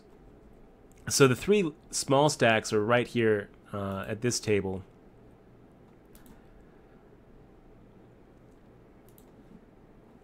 Okay, so CRTI, yeah, I'm looking at, sorry guys, I was looking at the $100 reloader. We're doing pretty good in the $100 reloader. Once this tournament is over, we'll switch over there. We're 5th out of 38 over at the 100 reloader. Once you win this one, you mean? Once we win this one. once you grind it back up. So it's a little bit, wow. Okay, we're gonna go ahead and just put the pressure on. If he makes the call, I think that, you know, we're looking at a flip, but I don't really feel like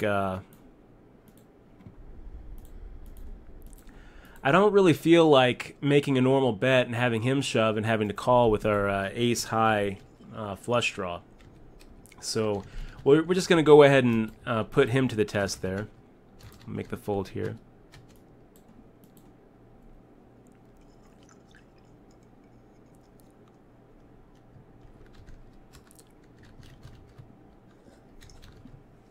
Yeah, doing pretty good in the other tournament, you guys.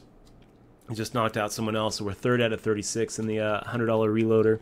We're going to stick with the 6-handed, though, because I mean, there's 8 players left. This is the important one. Looks like there's some something going on at the other table with Bobby Claw and Lily Bean. Bobby Claw gets out of the way. Lily Bean takes down the pot. So we continue at 8. And no one wants to get knocked out, you guys. No one wants to get knocked out. Everyone's playing pretty snug. We're 6th out of 8 here. Come on, Nitty to better. You got to do it. Reloads for you, man. Picking your spots well and getting them to fold. Okay, guys, we're going to take a break. We will be right back on the money bubble. 7 out of 8. Top 6 pay.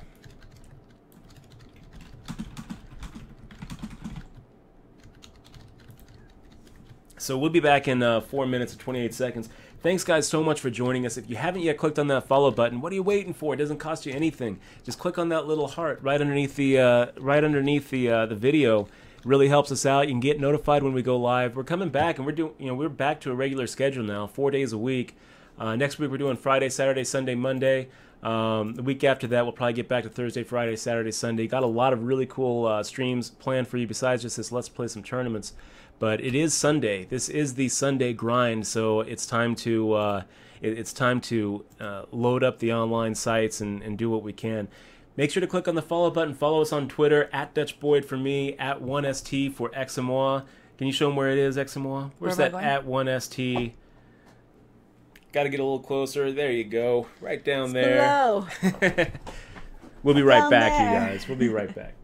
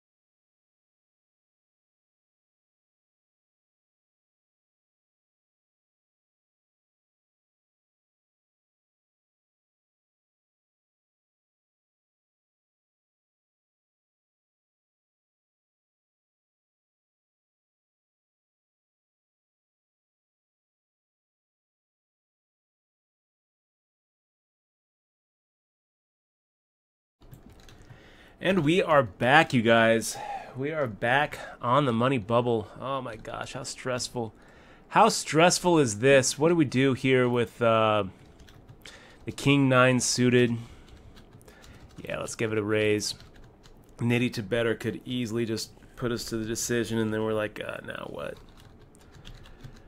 Well, easy fold there. Ace Queen offsuit and Ace 3, so that's gonna do it for our friends. Reloads for you.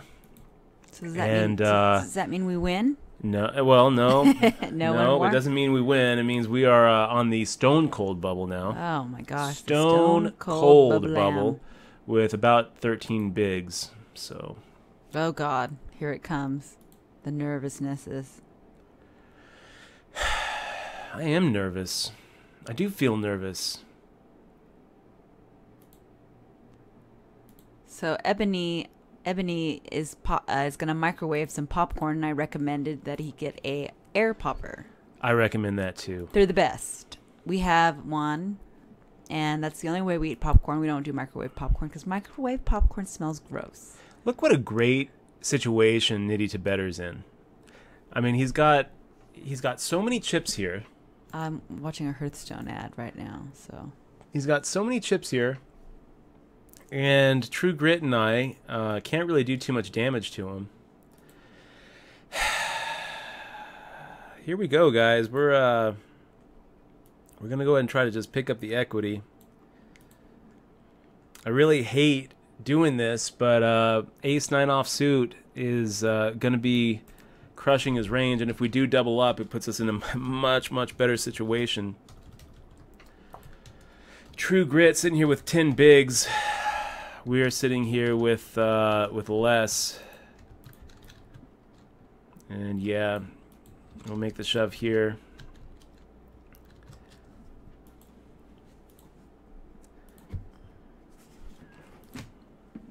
I mean, it's hard to navigate these kind of situations, but we just need to put ourselves in a good spot to get to the final table, and at that point, anything can really happen.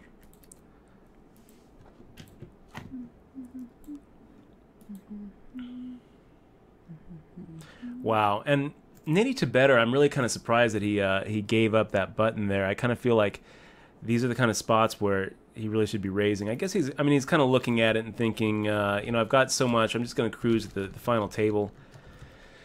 But right now, I mean, the guy who's looking like he's going to bubble is True Grit. And so when True Grit actually gets an opportunity to make the shove there, I'm kind of surprised he didn't take it.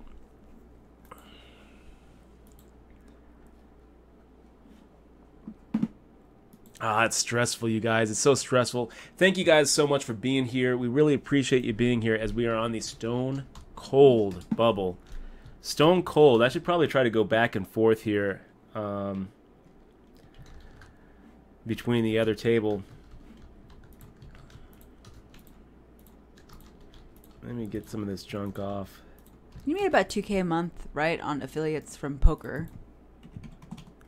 Before Black Friday? Yeah. I mean, it was going up every month. It was. I was pretty sick when it went down. We were doing better, but then we switched to CPA. So we took a little hit for the last year, or not CPA, revenue share. Yeah, we took revenue share. So we took a little bit of a hit the last year. So it wasn't that much. And yeah, this is where we would have really liked to see an ace actually hit. And just let's make the final table. But it's okay, you know what, we're just gonna keep on keeping on. Keep on keeping on. Keep on keeping on. Nitty to Better. Doing his job. We don't really need to defend with any two here.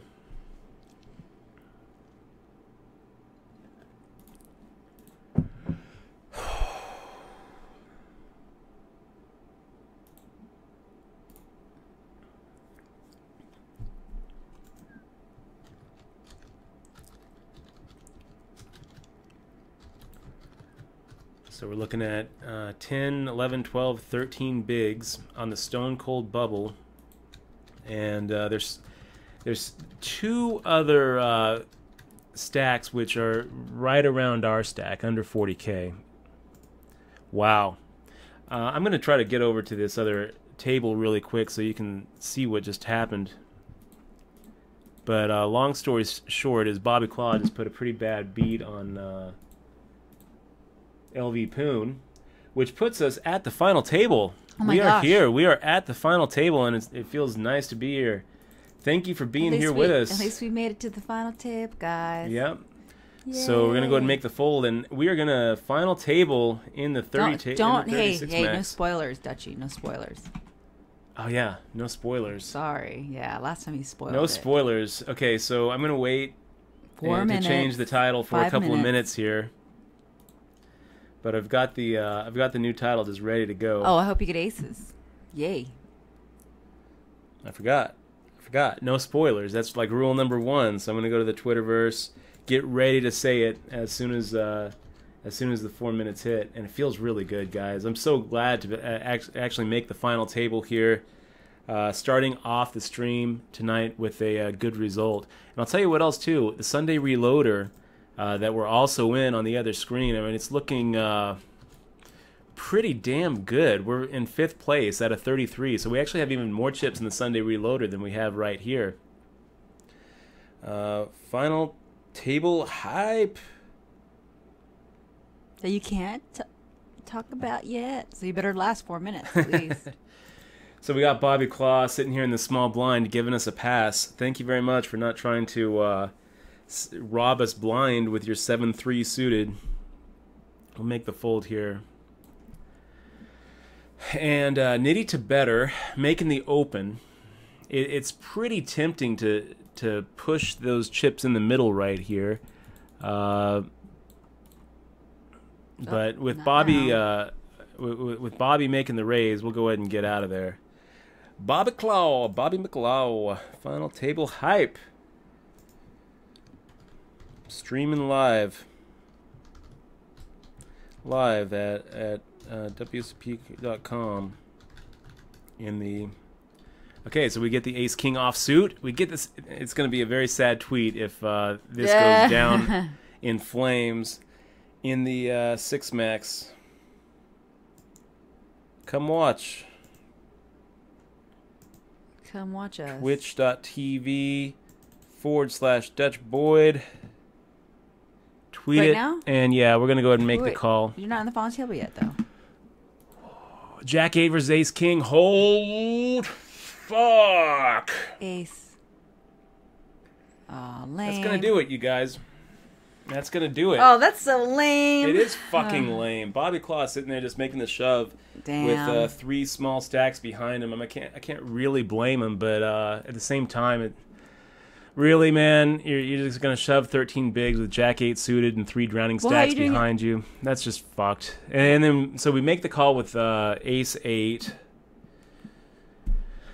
We make the call with Ace 8, and that's just shitty. Okay, guys, we are going to we're gonna switch over to this this $100 reloader. That's